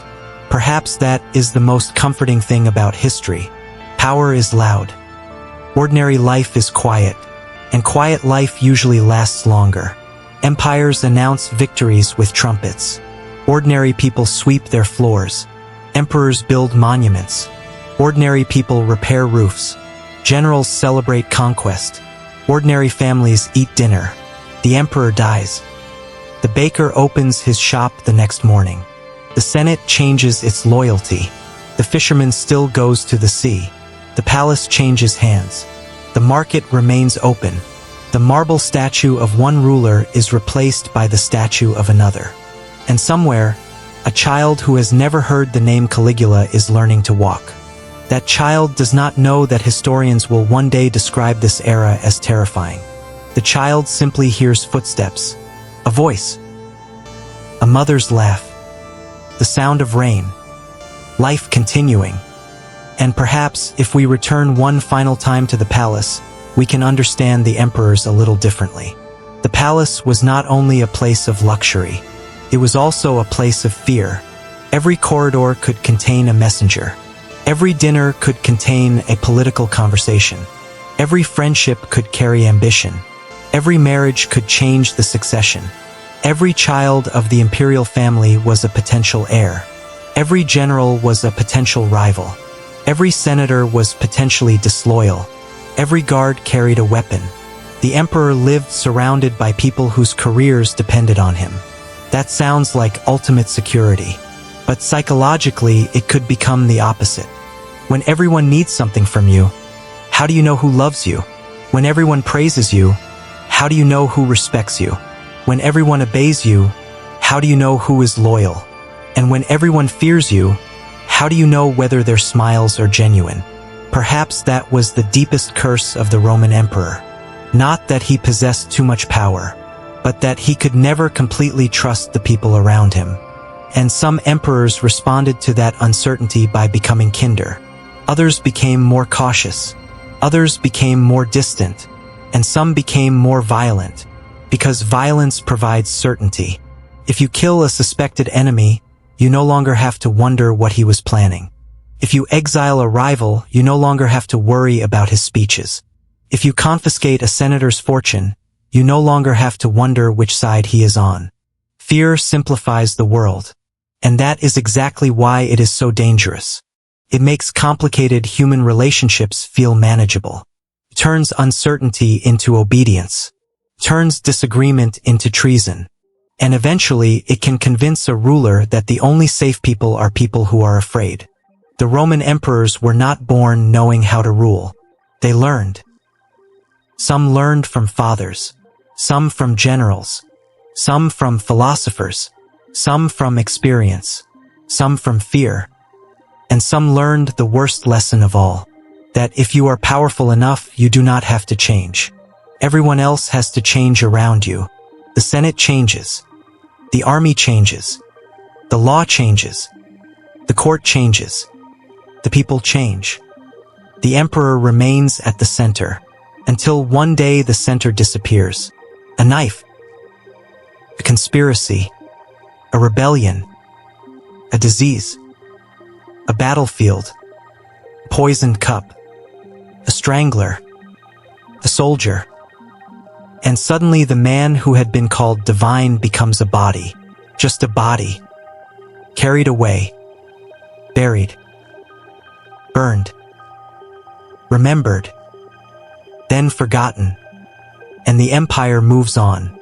So perhaps the darkest lesson of the Caesars is not that Rome sometimes produced terrible men. It is that Rome gave terrible men opportunities. The system could amplify cruelty, could magnify vanity, could reward manipulation. It could turn insecurity into political violence. But it could also amplify wisdom. Augustus understood restraint. Trajan understood administration. Hadrian understood the limits of expansion. Antoninus Pius understood stability. Marcus Aurelius understood duty. The same throne could produce very different men, which means that perhaps the real story is not the throne. It is the person sitting on it. And that brings us back to the strange little boy called Little Boots. Before he was Caligula the tyrant, he was Caligula the child. Before Nero was the emperor of scandal, he was a teenager surrounded by adults who told him he was destined for greatness. Before Commodus was Hercules, he was a young prince raised beneath the enormous shadow of Marcus Aurelius. Before Caracalla was a murderer, he was a son competing with his brother for their father's inheritance. Before Elagabalus was a symbol of imperial decadence, he was a teenager placed upon the most dangerous throne in the ancient world. Perhaps some of them were cruel by nature. Perhaps some were damaged by circumstances. Perhaps some were victims of political systems that rewarded the worst parts of their personalities. Perhaps some stories are true. Perhaps some are not. And perhaps the answer will always remain partly hidden. Because the dead do not defend themselves. The emperor cannot walk out of the ruins and say, "That isn't how it happened." The statue cannot explain why its face was carved. The coin cannot tell us what the man feared. The palace walls cannot remember what was whispered behind them. We have only fragments, a sentence here, an inscription there, a broken statue, a burned document, a story preserved by an enemy, a rumor repeated by a historian, a coin carried by a soldier. And from these fragments we build a person. Sometimes we build a monster. Sometimes we build a hero. And sometimes, if we are careful, we remember that the truth was probably somewhere between the two. The night deepens. The Palatine Hill is quiet. The ruins are silver beneath the moon. The emperors are gone. Their arguments are gone. Their feasts are gone. Their fears are gone. Their laughter is gone. Even their hatred has become archaeology. And the city that once trembled beneath their names has become a place where tourists walk slowly over ancient stones, wondering what happened here. They look at the ruins and imagine power. But perhaps the ruins tell us something else. Nothing stays powerful forever. The strongest emperor becomes a name. The largest palace becomes a foundation. The greatest army becomes a paragraph. The most feared man in the world becomes a story told late at night. And somewhere beyond the ruins, the Mediterranean continues its ancient rhythm. Wave, stone, wind, silence. Wave, stone, wind, silence. The empire is sleeping now, and perhaps for once nobody needs to be afraid of the emperor, because the emperor is gone. Only the history remains. And history, unlike an emperor, does not demand applause. Simply waits, quietly, patiently, for someone to listen. And tonight you have listened. So let the marble halls disappear. Let the torches fade. Let the voices of the senators become distant murmurs. Let the footsteps of the Praetorian Guard fade into the darkness. Let Caligula's laughter disappear. Let Nero's music become a faint echo. Let Commodus lower his imaginary club. Let Caracalla's soldiers leave the road. Let the imperial palace close its doors. And beneath the Roman stars, let the ancient world finally become quiet. Very quiet. Quiet enough to sleep. The machinery of madness. There is another way to enter the Roman palace. Not through the grand entrance. Not through the marble halls where ambassadors waited beneath painted ceilings. Not through the ceremonial rooms where senators stood in carefully arranged silence. Instead, imagine entering through a servant's corridor. The ceiling is lower here. The walls are plain. The floor is worn smooth by thousands of feet. There is the smell of oil, cooked food, damp stone, perfume, sweat, and smoke. Servants move quietly. Nobody wants to be noticed. A messenger hurries past carrying a sealed tablet. 2 guards whisper. Someone has been summoned. Nobody asks why. That is one of the strange things about life around an emperor. People learned not to ask questions. Questions were dangerous because answers could be dangerous. And sometimes the most dangerous thing in the palace was not an order. It was a rumor that an order might be coming. A senator might hear that the emperor was displeased. He would spend the entire night wondering what he had done. A general might hear that another general had become a favorite. He would begin counting his allies. A wealthy woman might hear that the imperial household had noticed her fortune. She would wonder whether she should leave Rome. A freedman might hear that the emperor was angry. He might suddenly remember every conversation he had ever had. Fear did not need to become violence immediately. Fear could simply become a habit. And Rome became very good at habits. The Roman imperial court was not a modern palace bureaucracy. It was a tangled mixture of family, servants, soldiers, aristocrats, freedmen, administrators, priests, petitioners, entertainers, spies, and opportunists. People rose because they knew someone. They survived because they knew someone else. A household slave could become a trusted official. A senator could become a suspect. A general could become emperor. A relative could become an enemy. The hierarchy was enormous, but it was never completely stable. And stability was especially difficult because succession itself was often uncertain. Rome had no simple rule saying that the emperor's oldest child automatically inherited. Adoption mattered. Senatorial support mattered. Military support mattered. Dynastic prestige mattered. Public popularity mattered. And above all, the emperor had to survive long enough to choose an heir. That created a strange problem. The emperor's son was simultaneously his most important family member and one of the most obvious potential rivals. A future emperor had to be powerful enough to command respect, but not so powerful that his father became frightened. That was an almost impossible balance. And Roman history is full of sons who discovered that their fathers were watching them. Think about Germanicus. He was handsome, popular, successful, loved by soldiers, loved by ordinary Romans, and related to the imperial family. He had everything a future emperor could possibly need, which was exactly what made him dangerous. Germanicus never became emperor. He died young in AD 19. His death became one of the great mysteries of the early empire. Poison? Disease? Political assassination? Ancient Rome immediately began looking for someone to blame. Tiberius's name hovered in the background. So did the name of Gnaeus Calpurnius Piso. Piso had been governor of Syria and had a bitter relationship with Germanicus. After Germanicus died, accusations of murder followed. Piso was prosecuted. He died before the trial concluded. The exact truth remains uncertain. But Germanicus's death had enormous consequences. His children became symbols. His wife, Agrippina the Elder, became a political figure. And one of those children was Gaius, Caligula. So when Caligula eventually became emperor, he was not merely the son of Germanicus. He was the surviving symbol of a family that many Romans believed had been wronged. The people did not simply welcome a new emperor. They welcomed the possibility of revenge, and that made Caligula's position emotionally complicated from the beginning. Agrippina the Elder herself is worth pausing over. She was not a passive imperial wife. She traveled with armies. She was publicly visible. She had enormous family prestige. She was the granddaughter of Augustus.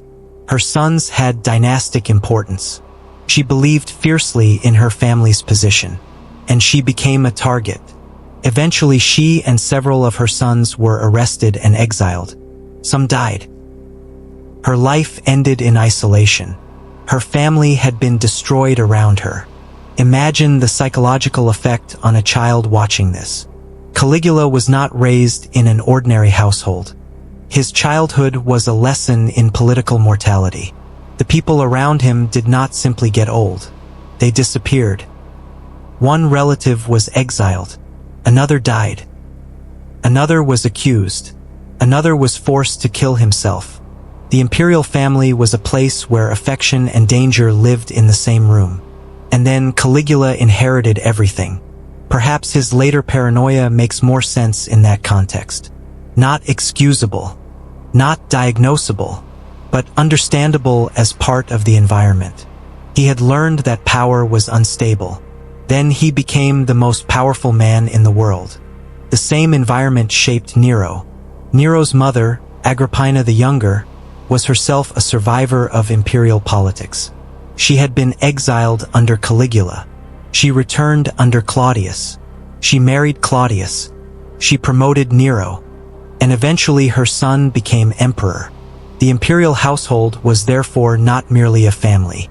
It was a political machine. A marriage could determine succession. A child could become a weapon. A widow could become a kingmaker. A mother could become a rival. A brother could become a threat. A wife could become an enemy. This is why the Roman emperors sometimes appear almost incapable of normal family affection. Their families were never normal. They were dynastic institutions. When Nero looked at Agrippina, he did not see only his mother. He saw a woman with political influence.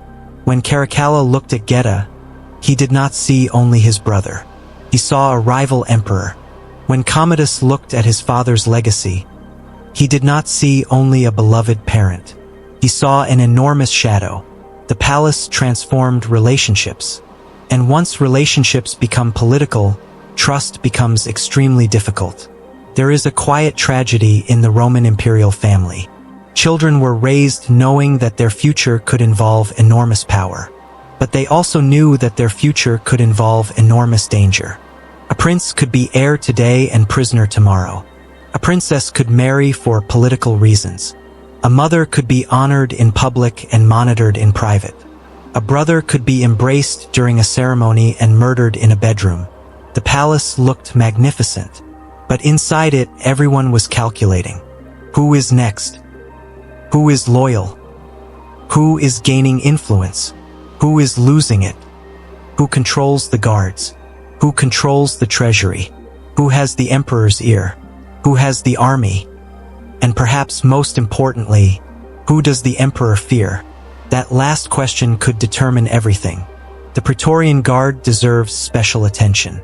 Originally created as an elite bodyguard force, the Praetorians became an institution with enormous political influence. They protected the emperor.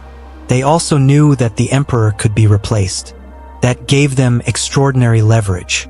Imagine being an emperor knowing that the men guarding your bedroom could also be the men capable of killing you. You might want guards, but you might not trust guards. So you hire more guards. And then you have more people to fear. This is the paradox of security. The more dangerous the world feels, the more protection you want. But every protector is another armed person near you. Roman emperors had bodyguards, palace guards, soldiers, spies, informers, and loyalists. Yet many still died violently. Caligula was killed by guards. Commodus was killed by people inside his own household. Caracalla was killed by a soldier. The Praetorian Guard itself became involved in imperial succession. They helped determine who would rule. Sometimes they auctioned their support. The empire had reached a peculiar point. The emperor was supposed to command the army. but the army could decide who the emperor was. That contradiction would haunt Rome for generations. And now we should talk about another emperor who is often left out of the popular list. Lucius Aelius Aurelius Commodus Antoninus. Commodus. His name became associated with vanity and violence. But there was another side to him. He was not incapable of intelligence. He was not incapable of administration. He simply did not seem interested in the same conception of imperial duty as his father. Marcus Aurelius had written about self-discipline. Commodus wanted spectacle. Marcus Aurelius had spent years on the frontier. Commodus preferred Rome. Marcus Aurelius saw himself as a servant of duty. Commodus increasingly saw himself as a heroic figure. The contrast is almost too perfect. Father and son. Philosopher and performer. Duty and spectacle. Restraint and vanity. But perhaps Commodus did not become who he was simply because he was the opposite of his father. He was also shaped by the palace. He grew up surrounded by people telling him that he was extraordinary. He was the son of Marcus Aurelius. He was born to rule. He was treated differently from ordinary people. He could never experience ordinary consequences. If he wanted something, someone found a way to provide it. If he made a mistake, someone else could correct the consequences. If he wanted to fight in the arena could be arranged around him. This is how a person's sense of reality can become distorted. Not because they are hallucinating, because reality keeps accommodating them. There is a particular danger in being surrounded by people who solve every problem for you. Suppose the emperor becomes angry. A servant removes the offending object. Suppose he dislikes a senator. Someone investigates the senator. Suppose he wants a new palace. Architects begin drawing. Suppose he wants a new title. Priests invent one. Suppose he wants applause. Thousands are summoned. At no point does the emperor encounter ordinary resistance. He does not have to negotiate with reality. Reality negotiates with him, and that can become intoxicating. Perhaps this is why some Roman emperors became increasingly theatrical. They had discovered that the world would respond. They could stage spectacles. They could rename months. They could erect statues. They could demand ceremonies. They could make entire cities celebrate their victories. The emperor's personality could become public policy. And when personality becomes policy, everyone has to live inside someone else's psychology. Nero's Golden House is an extraordinary example. After the Great Fire, Nero acquired enormous amounts of land in central Rome. He built a palace complex of astonishing scale. The Domus Aurea included lavish decoration. Ancient descriptions tell of elaborate rooms, gardens, water features, and an enormous statue of Nero himself. The palace was called the Golden House. But the most revealing feature may have been the revolving dining room described by ancient sources. Whether every detail is accurate is uncertain. But the idea itself is extraordinary. A dining room that rotated. Guests would lie on couches while the room slowly turned. The emperor could dine beneath a changing sky. The architecture became entertainment. Even gravity became part of the spectacle. This is what imperial excess looks like when money is almost irrelevant. Ordinary people ask, "Can we afford it?" The emperor asks, "Can it be built?" Those are very different questions. And yet, Nero's world was beginning to collapse. The rebellion of Vindex in Gaul, the defection of Galba, the loss of support from the Praetorian Guard, the Senate declaring Nero an enemy, the emperor fleeing Rome. All of it happened astonishingly quickly. One moment Nero was the center of the world. The next he was running. It is worth remembering that the Roman emperor's greatest power depended on recognition. If people recognized him as emperor, he was emperor. If the army stopped recognizing him, his authority became fragile. If the Senate withdrew recognition, his legitimacy became questionable. If the guards abandoned him, his personal safety disappeared. The emperor was therefore powerful in a strangely conditional way. He had enormous authority, but that authority depended on thousands of people continuing to act as though it existed. And once enough people stopped, the illusion collapsed. Nero's final days were probably terrifying. The emperor who had commanded others to die was now trying to escape death himself. He moved from place to place. His supporters disappeared. His friends hesitated. His guards abandoned him. He eventually reached a rural villa. There was nowhere left to go. The ancient sources say he hesitated. He may have considered fleeing farther east. Perhaps the Parthian Empire could offer refuge. But there was no realistic path. The Senate had condemned him. The army was against him. He was finished. He died by suicide, and the Roman world exhaled. The man who had once been surrounded by applause had become a fugitive. That transformation could happen astonishingly quickly. It was the central truth of imperial politics. You are emperor until you aren't. The year of the 4 emperors demonstrated the same truth on an even larger scale. Galba entered Rome. He was old. He had military prestige, but he was unpopular. His financial decisions angered people.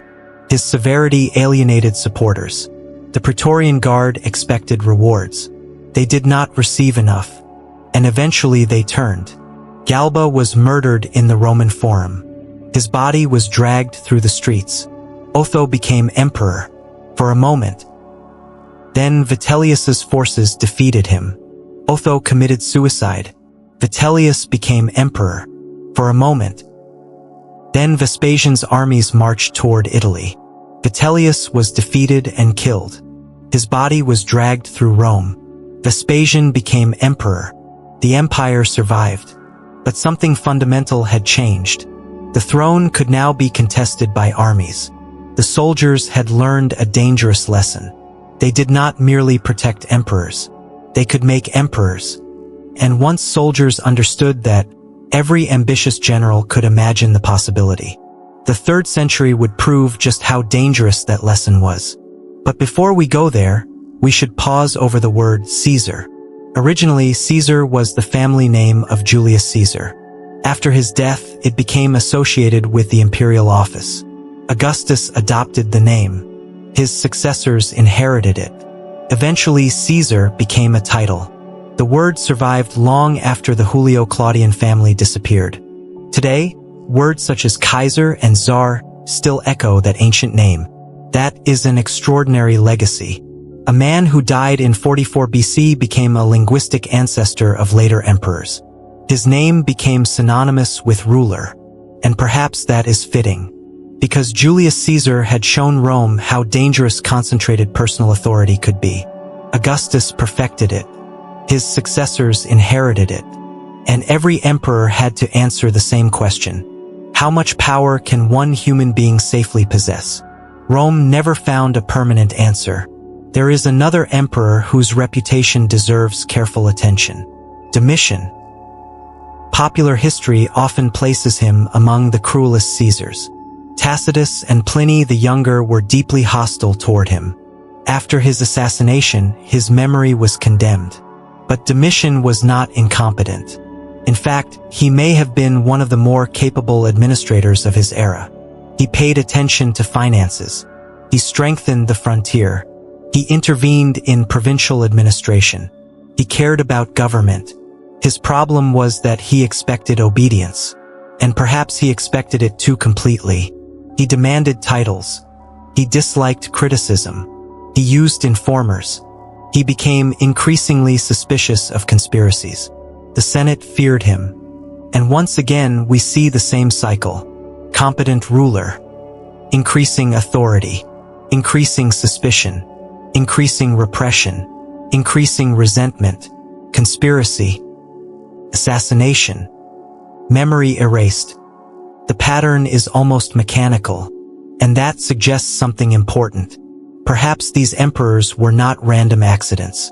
Perhaps the imperial system itself produced recurring pressures.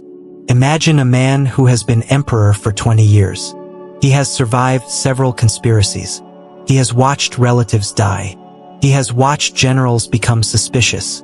He has been praised as divine. He has been told repeatedly that enemies surround him. And now someone tells him that a senator has been speaking critically about him. Would he ignore it? Perhaps. But perhaps he thinks of all the people who betrayed previous emperors. Perhaps he remembers Caesar. Perhaps he remembers Germanicus. Perhaps he remembers Sejanus. Perhaps he remembers that a single conspiracy can kill a ruler. So he investigates. The investigation discovers another name. That person is questioned. He names someone else. Soon there is a network. And perhaps the network is partly imaginary. But the emperor cannot know. So he acts. The result is repression. And repression creates genuine enemies. Now the emperor has more enemies, which confirms his original suspicion. This is the paranoia trap. Suspicion produces repression. Repression produces resentment. Resentment produces conspiracy. Conspiracy confirms suspicion. And the cycle continues. The Roman Empire was particularly vulnerable to this because communication was slow. A letter from Syria to Rome could take weeks. A military crisis could develop before the emperor even heard about it. Rumors traveled faster than facts. A provincial governor might receive conflicting reports. A general might act independently because waiting for Rome was impossible. The emperor had to make decisions with incomplete information. This is a terrible environment for a paranoid personality. You do not know what is happening. You know people have incentives to deceive you. You know armies can overthrow emperors. You know conspiracies are real. So every uncertainty becomes suspicious. And every suspicious event demands attention. The emperor becomes obsessed with information. Who said what?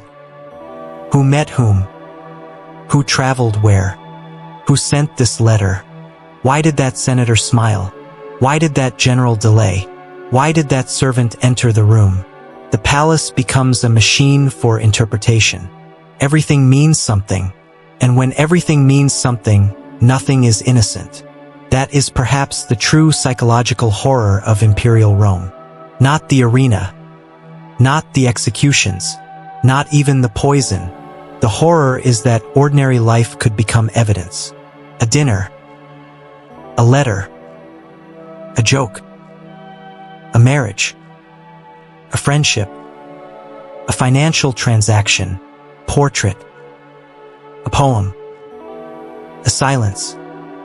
Anything could be interpreted politically, and when an emperor becomes convinced that everything is political, there is no escape from politics. He carries it into the bedroom, into the dining room, into the family, into religion, into art, into sleep.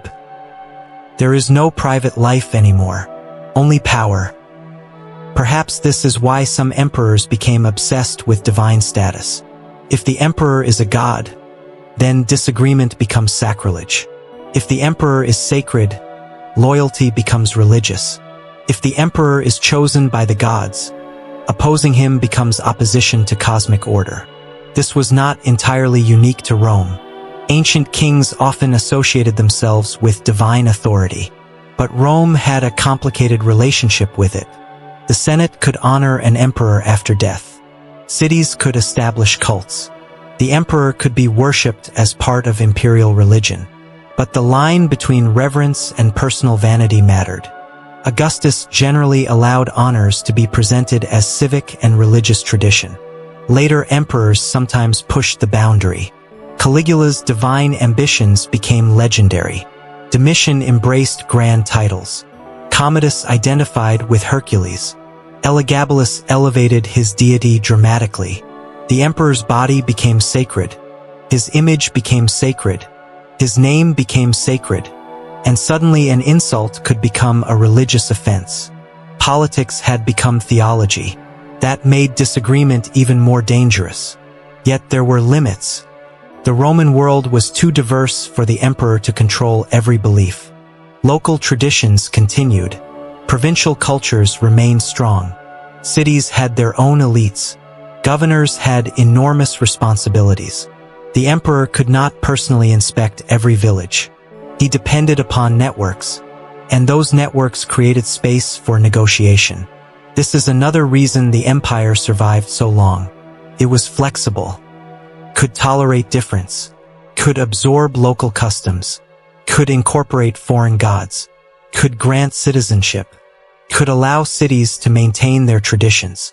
The emperor was powerful, but the empire was not simply a dictatorship in the modern sense. It was a complex political organism, and like any organism, it could adapt. Even after terrible emperors, even after civil wars, even after assassinations, Rome kept going. Caracalla's citizenship decree is a perfect example. An emperor remembered for brutality made one of the most sweeping changes in Roman citizenship. The Constitutio Antoniniana expanded citizenship to almost all free inhabitants of the empire. Why? We do not know with complete certainty. Financial motives may have mattered. Political integration may have mattered. Dynastic ideology may have mattered. Perhaps several motives existed simultaneously. But the result was enormous. The Roman world became, in a legal sense, more Roman. The old distinction between citizens and non-citizens became less important. This is a reminder that even terrible rulers can produce historical changes that outlast them. History does not preserve moral consistency. A bad man can do something beneficial. A good man can make terrible decisions. An intelligent ruler can commit atrocities. A cruel ruler can pass useful laws. Human beings refuse to stay neatly inside categories. And perhaps this is why the phrase psychopathic emperor can sometimes obscure more than it reveals. It encourages us to ask, who was the worst? Who was the craziest? Who was the most evil? But history asks different questions. Why did this happen? Who benefited? Who resisted? What institutions allowed it? What stories were created afterward? How did ordinary people experience it? And what happened when the emperor died? Those questions are less sensational, but they are much more revealing, because the real story of Rome is not simply that some emperors were monsters. It is that Rome repeatedly built systems capable of surviving monstrous behavior. That is astonishing, and, in a strange way, comforting, because it means the empire was larger than its rulers. Caligula could be cruel. Rome survived. Nero could be extravagant. Rome survived. Commodus could play Hercules. Rome survived. Caracalla could purge his enemies. Rome survived. Elagabalus could scandalize the Senate. Rome survived. The emperor was never the whole empire. He was only one part, a very powerful part, a dangerous part, but still only one part. And now, as the night becomes deeper, we can leave the palace for a while. Walk down the hill, past the temples, past the forum, past the columns. The moonlight falls across broken stone. The streets are quieter now. The businesses are closed. The crowds are gone. You can almost imagine the ancient city beneath the ruins. A baker closing his oven. A guard changing shifts. A woman carrying a lamp. A group of soldiers laughing quietly. A child asleep beside his mother. A merchant counting the day's coins. Nobody knows what the emperor is thinking. And perhaps that is exactly how ordinary life should be. The emperor may believe he controls the world, but the world continues outside his palace. The stars do not obey him. The sea does not obey him. The weather does not obey him. Time does not obey him. And eventually, death does not obey him. Every emperor discovers that final truth, some sooner than others. The most feared Caesars all eventually became equally powerless. Their enemies did not matter. Their titles did not matter. Their guards did not matter. Their monuments did not matter. They became bodies, then memories, then names, then history. And now, after nearly 2,000 years, we sit quietly in the dark and wonder what kind of people they really were. Perhaps that is the closest thing to justice history offers. Not revenge, not punishment, just remembrance. A refusal to let power have the final word. The emperor can order the inscription. The historian can question it. The emperor can erase a rival's face. The archaeologist can find the fragment. The emperor can demand applause. Time can answer with silence. And so the palace becomes ruins. The ruins become a story. The story becomes a question. And the question remains. Who were these men? Were they monsters? Victims? Tyrants? Survivors? Actors? Cowards? Visionaries? Or simply human beings given far more power than any human being was ever meant to possess? Perhaps all of these, perhaps none. The answer changes depending on which ancient voice we listen to. But beneath all those voices, there is one quiet certainty. The Roman emperors were mortal, and the empire was never as permanent as they believed. So let the night settle over the old city. Let the forum become empty. Let the statues lose their faces. Let the names become softer. Let the marble cool beneath the moon. And somewhere far beyond the ruined palace, let the Mediterranean waves continue their ancient rhythm. Wave, stone, wind, silence. Wave, stone, wind, silence. Rome sleeps. The Caesars sleep. History waits. And for a little while, so can we. When the Caesars became ghosts, there is a moment in every empire when the people who once seemed enormous become small. Not physically, of course. A statue of an emperor may still stand taller than a man. A monumental inscription may still stretch across a wall. A triumphal arch may still rise above the street. But the person himself becomes smaller. The voice disappears. The gestures disappear. The anger disappears. The laughter disappears. The private fears disappear. What remains is a name. And eventually, even the name becomes uncertain. This is where our story finally arrives. Not with another assassination. Not with another banquet. Not with another emperor demanding that a frightened senate applaud. But with the strange quietness that comes after power. Because the Roman Caesars who once seemed almost divine eventually became ghosts. And perhaps that is the only ending an emperor can truly have. By the time the empire reached the 3rd century, the idea of the terrifying emperor had become almost ordinary.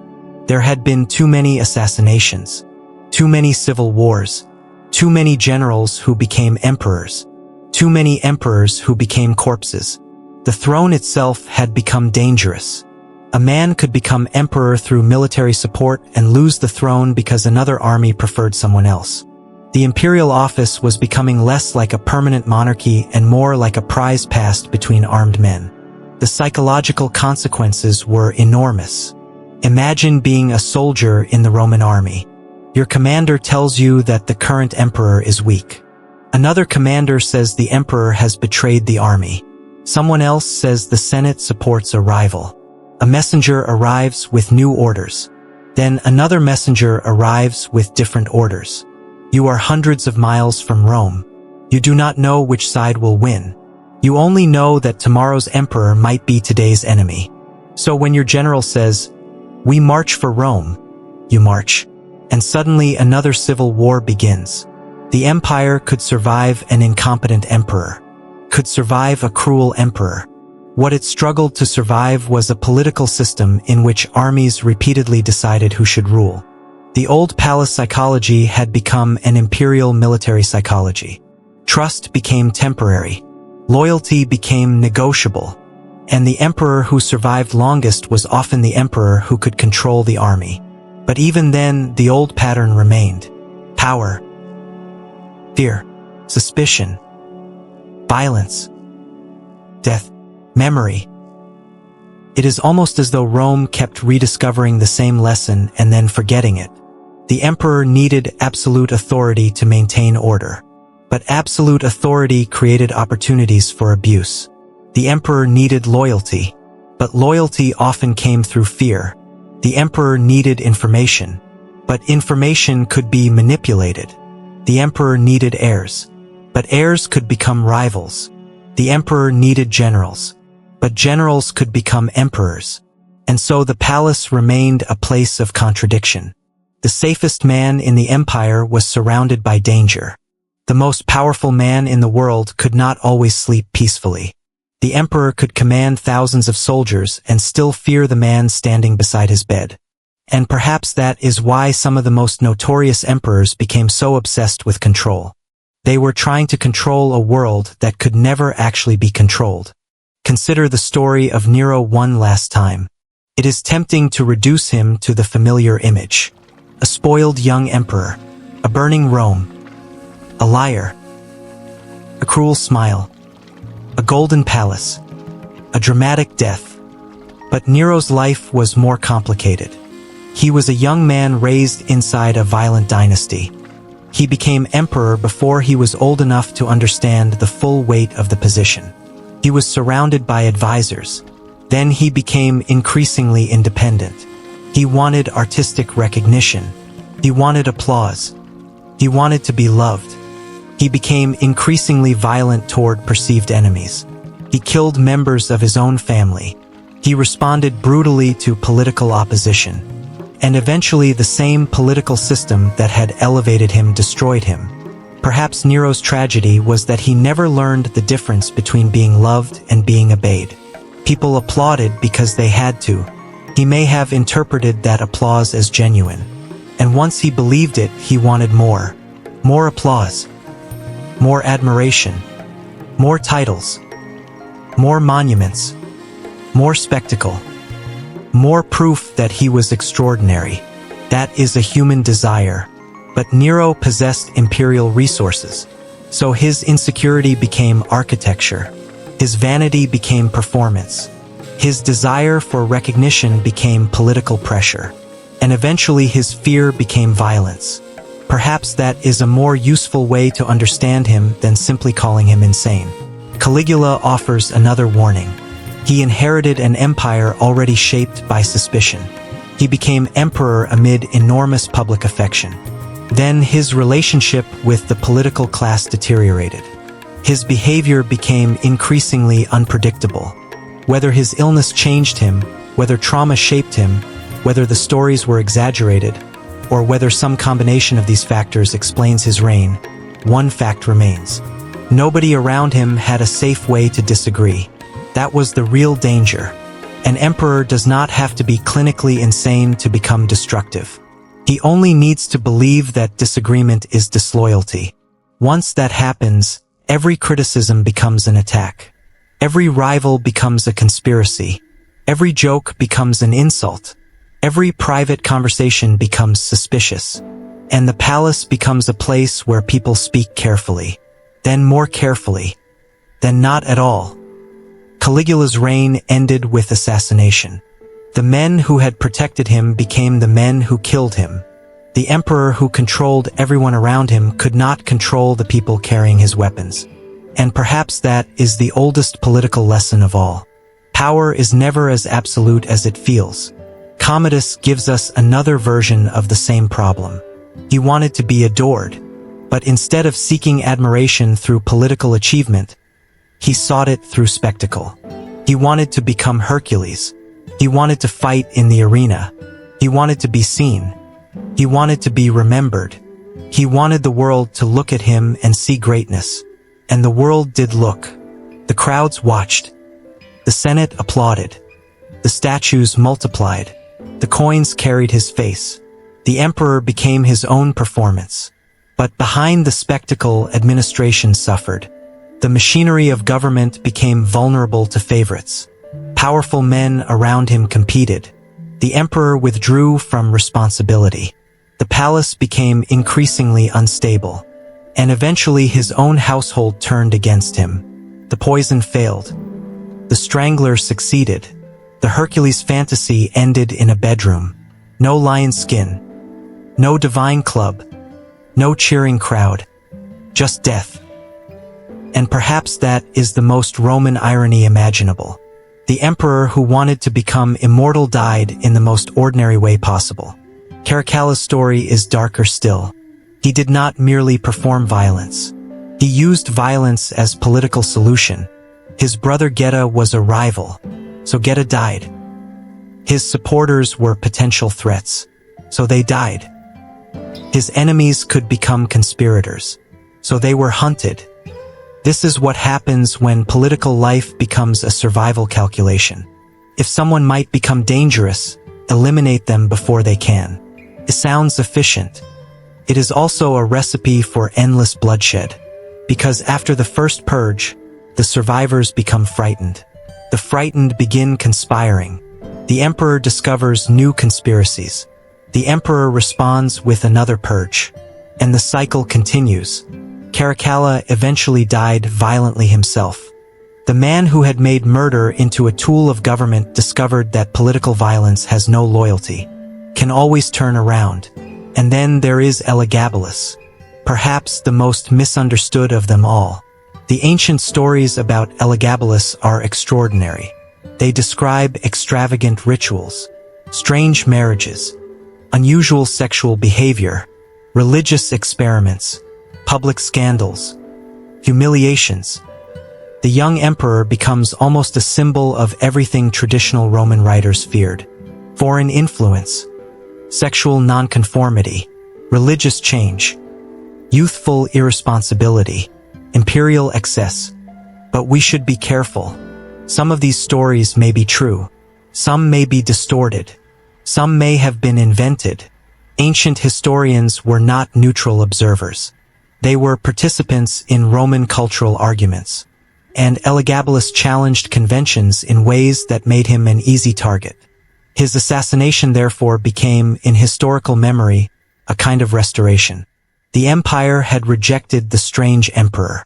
The traditional order had returned.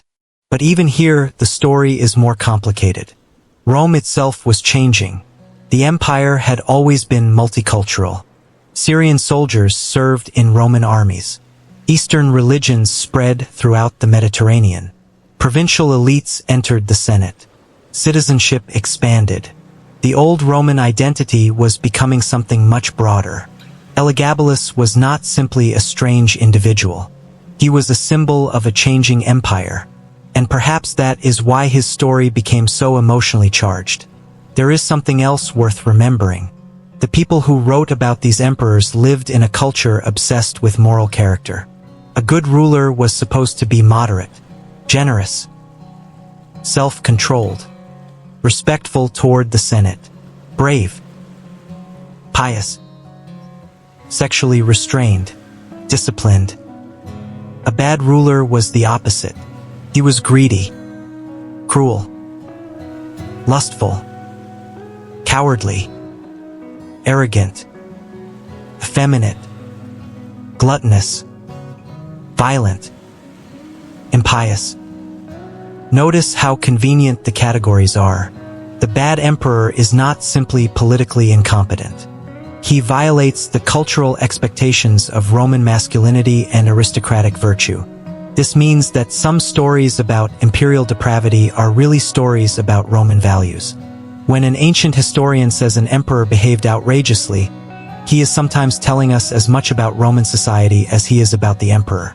That does not mean the emperor was innocent. It means the evidence needs to be read carefully.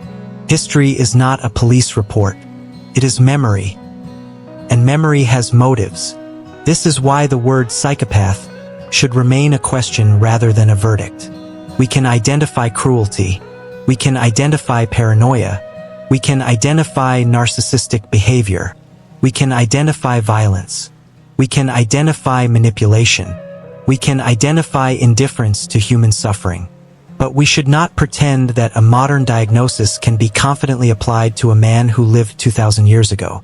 The better question is more unsettling. What happens when a human being with ordinary weaknesses is placed in an extraordinary position? What happens when nobody can safely contradict him? What happens when his emotions have legal consequences? What happens when his fears have armies behind them? What happens when his vanity can be carved into marble? What happens when his anger can become an execution order?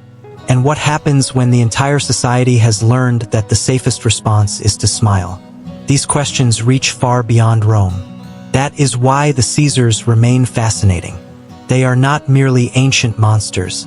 They are case studies in power. The Romans themselves understood some of this. Their literature repeatedly praised moderation.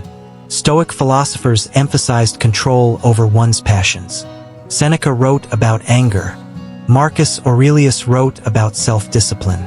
Roman political culture admired the image of the ruler who could possess immense power without becoming enslaved to his own desires. This was not accidental. Rome knew the danger. It had lived through it. The ideal emperor was not supposed to be a man who could do anything. He was supposed to be a man who could do anything and chose not to. That distinction mattered. Power without restraint was terrifying. Power with restraint could become legitimate. Augustus understood this, at least in public. The best emperors performed humility. They accepted honors reluctantly. They displayed generosity. They visited provinces. They listened to petitions. They presented themselves as servants of the Roman people. Even when their power was enormous, they maintained the appearance of limits. That appearance mattered, because humans do not live by force alone.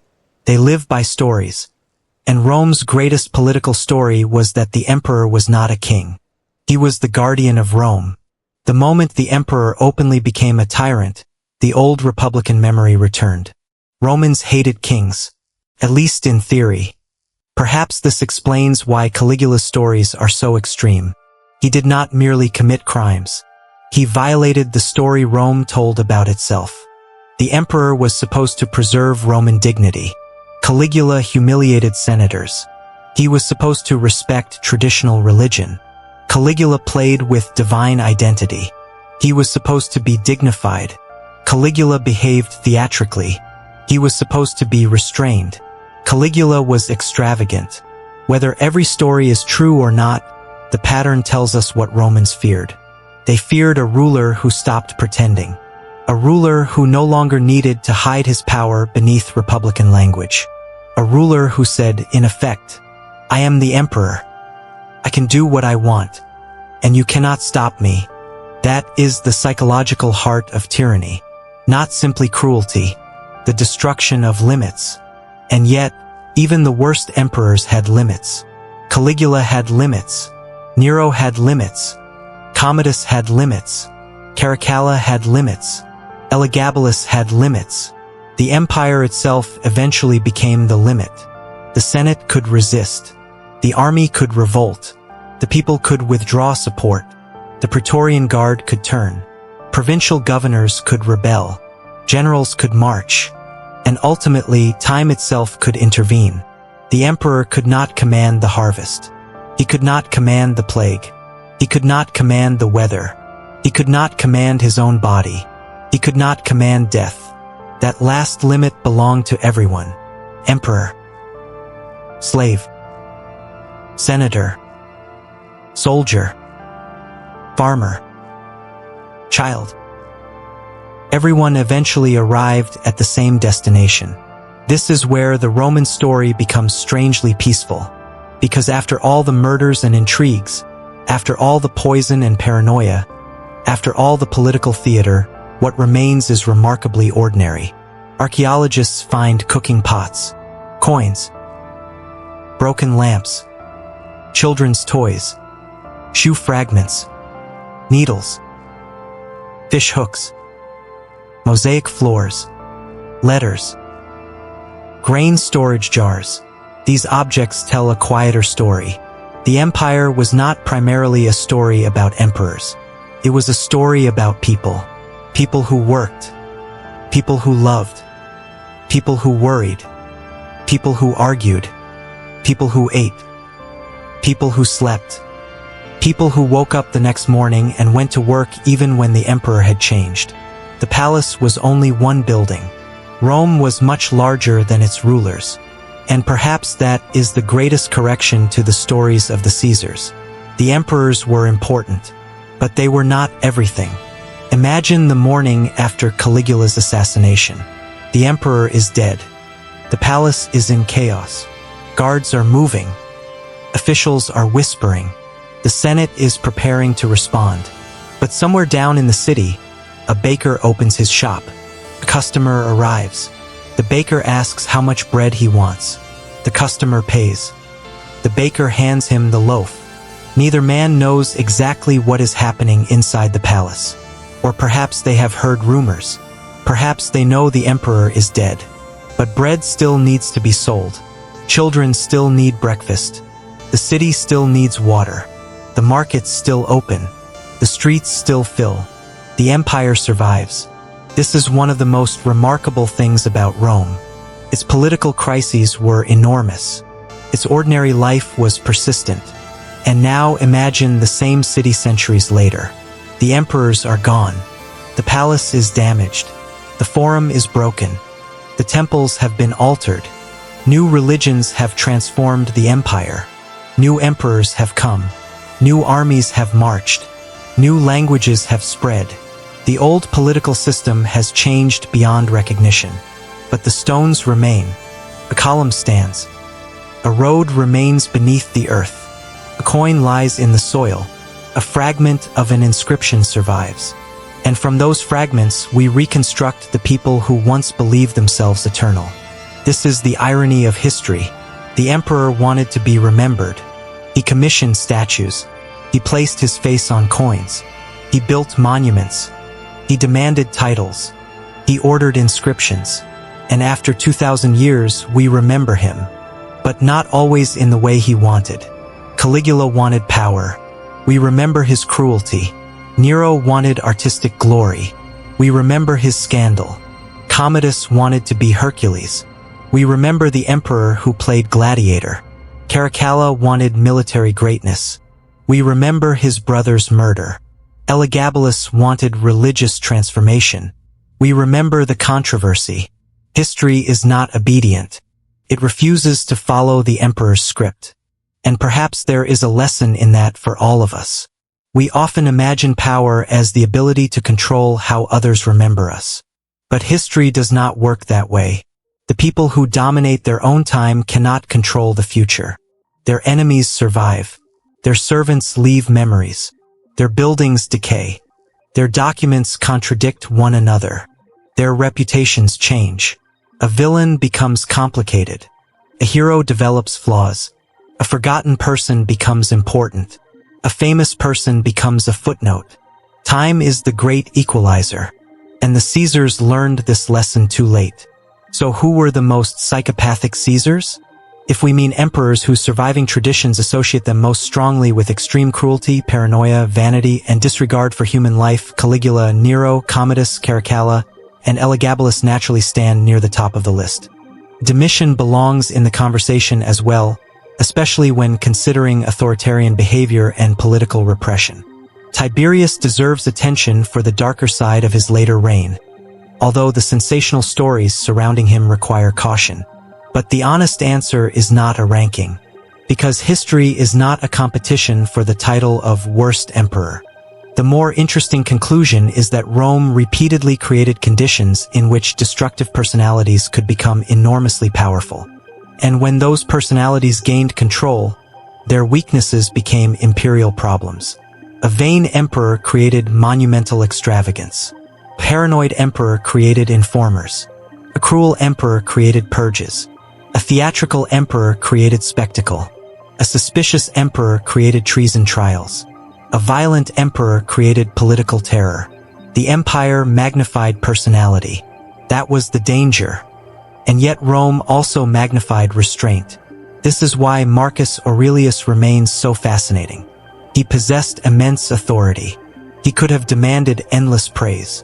Instead, his surviving writings repeatedly return to mortality, duty, self-control, and the temporary nature of fame. He reminded himself that emperors die, that praise fades, that bodies decay, that everything passes. It is almost as though he understood the fundamental problem of the throne. The emperor is tempted to believe that he is the center of the universe. The philosopher reminds him that he is only a man. That contrast may be the most useful way to understand Roman imperial history. The good emperor was not necessarily the smartest. He was not necessarily the strongest. He was not necessarily the most successful. Often, he was simply the one who remembered that he was mortal. And perhaps the worst emperors forgot. They forgot that other people were human. They forgot that fear is not loyalty. They forgot that applause is not love. They forgot that obedience is not respect. They forgot that power can disappear. They forgot that death is impartial. And eventually death reminded them. It always does. Now the night has become very quiet. The Roman Forum lies beneath the moon. The columns are pale. The grass grows between the stones. The old roads are empty. No senators hurry through the darkness. No emperor's procession approaches. No trumpets announce a triumph. No crowd waits for a gladiatorial spectacle. No messenger carries an execution order. The palace is silent. And if we listen carefully, the silence itself becomes the final historian. Tells us that everything passed. The emperors passed. Their enemies passed. Their armies passed. Their families passed. Their fears passed. Their ambitions passed. Their monuments passed. And the world continued. Perhaps somewhere beneath the ruins lies a small object. A coin. On one side, the face of an emperor. Proud face. Powerful face. A face designed to communicate permanence. The inscription declares victory, glory, authority, divinity. The emperor wanted everyone to know that he was powerful. And then the coin fell into the dirt. Perhaps a soldier dropped it. Perhaps a merchant lost it. Perhaps it disappeared during a fire. Earth covered it.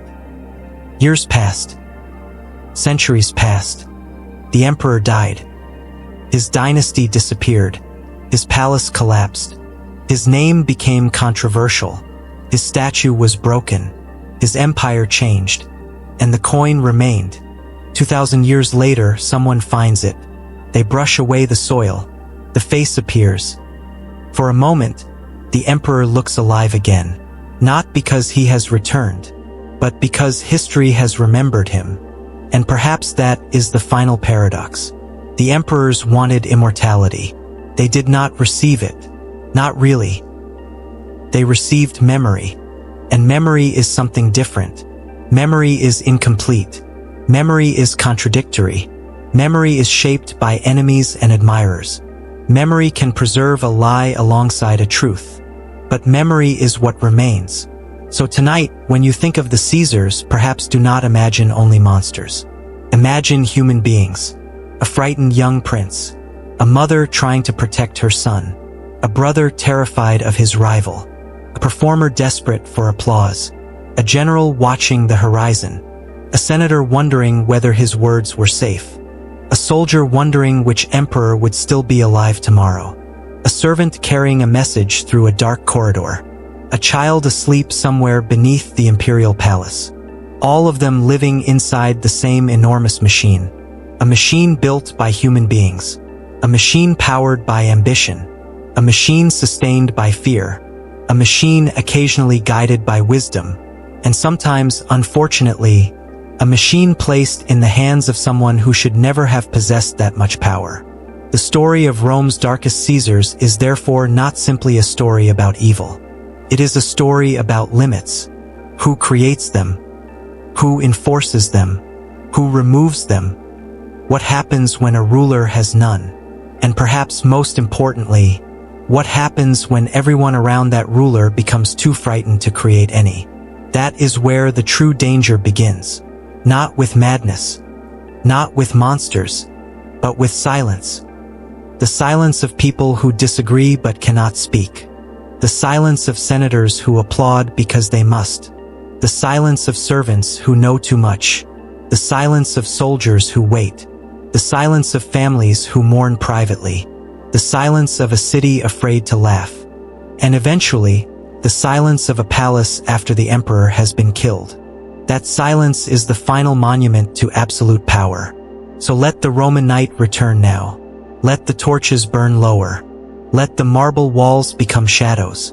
Let the old names drift away. Caligula. Nero.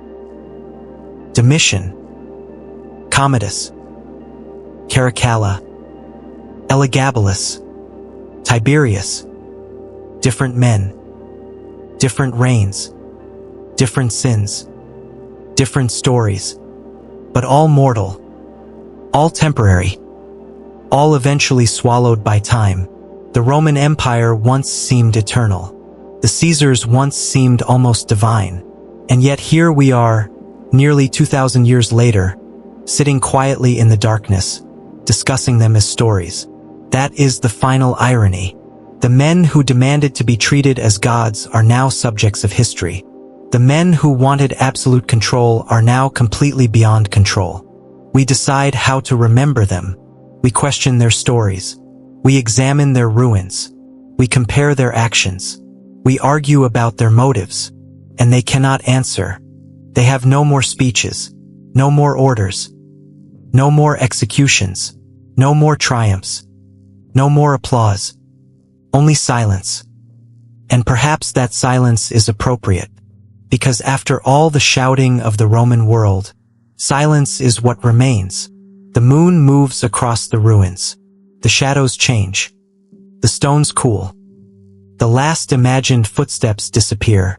Somewhere far away, waves move against the Mediterranean shore. The same sea that carried Roman ships. The same sea that carried soldiers. The same sea that carried grain. The same sea that watched emperors rise and fall. It does not remember them the way we do. The sea has no statues, no inscriptions, no official histories. It simply moves. Wave after wave. Century after century. Empire after empire. And perhaps that is the most peaceful ending history can give us. The world continues. The powerful become powerless. The famous become forgotten. The forgotten sometimes become remembered. And beneath the stars, everything becomes quiet again. So if you are listening late tonight, let the ancient city fade. Let the Forum disappear. Let the Colosseum become a distant silhouette. Let the palace doors close. Let the marble statues become shadows. Let the voices of senators fade into the wind. Let the emperors become names. Let the names become stories. Let the stories become dreams. And finally, let the dreams become silence. Rome is sleeping. The Caesars are gone. The empire is gone. But history remains, quietly waiting, patiently listening. And perhaps, somewhere in the darkness, the old Roman world is still breathing.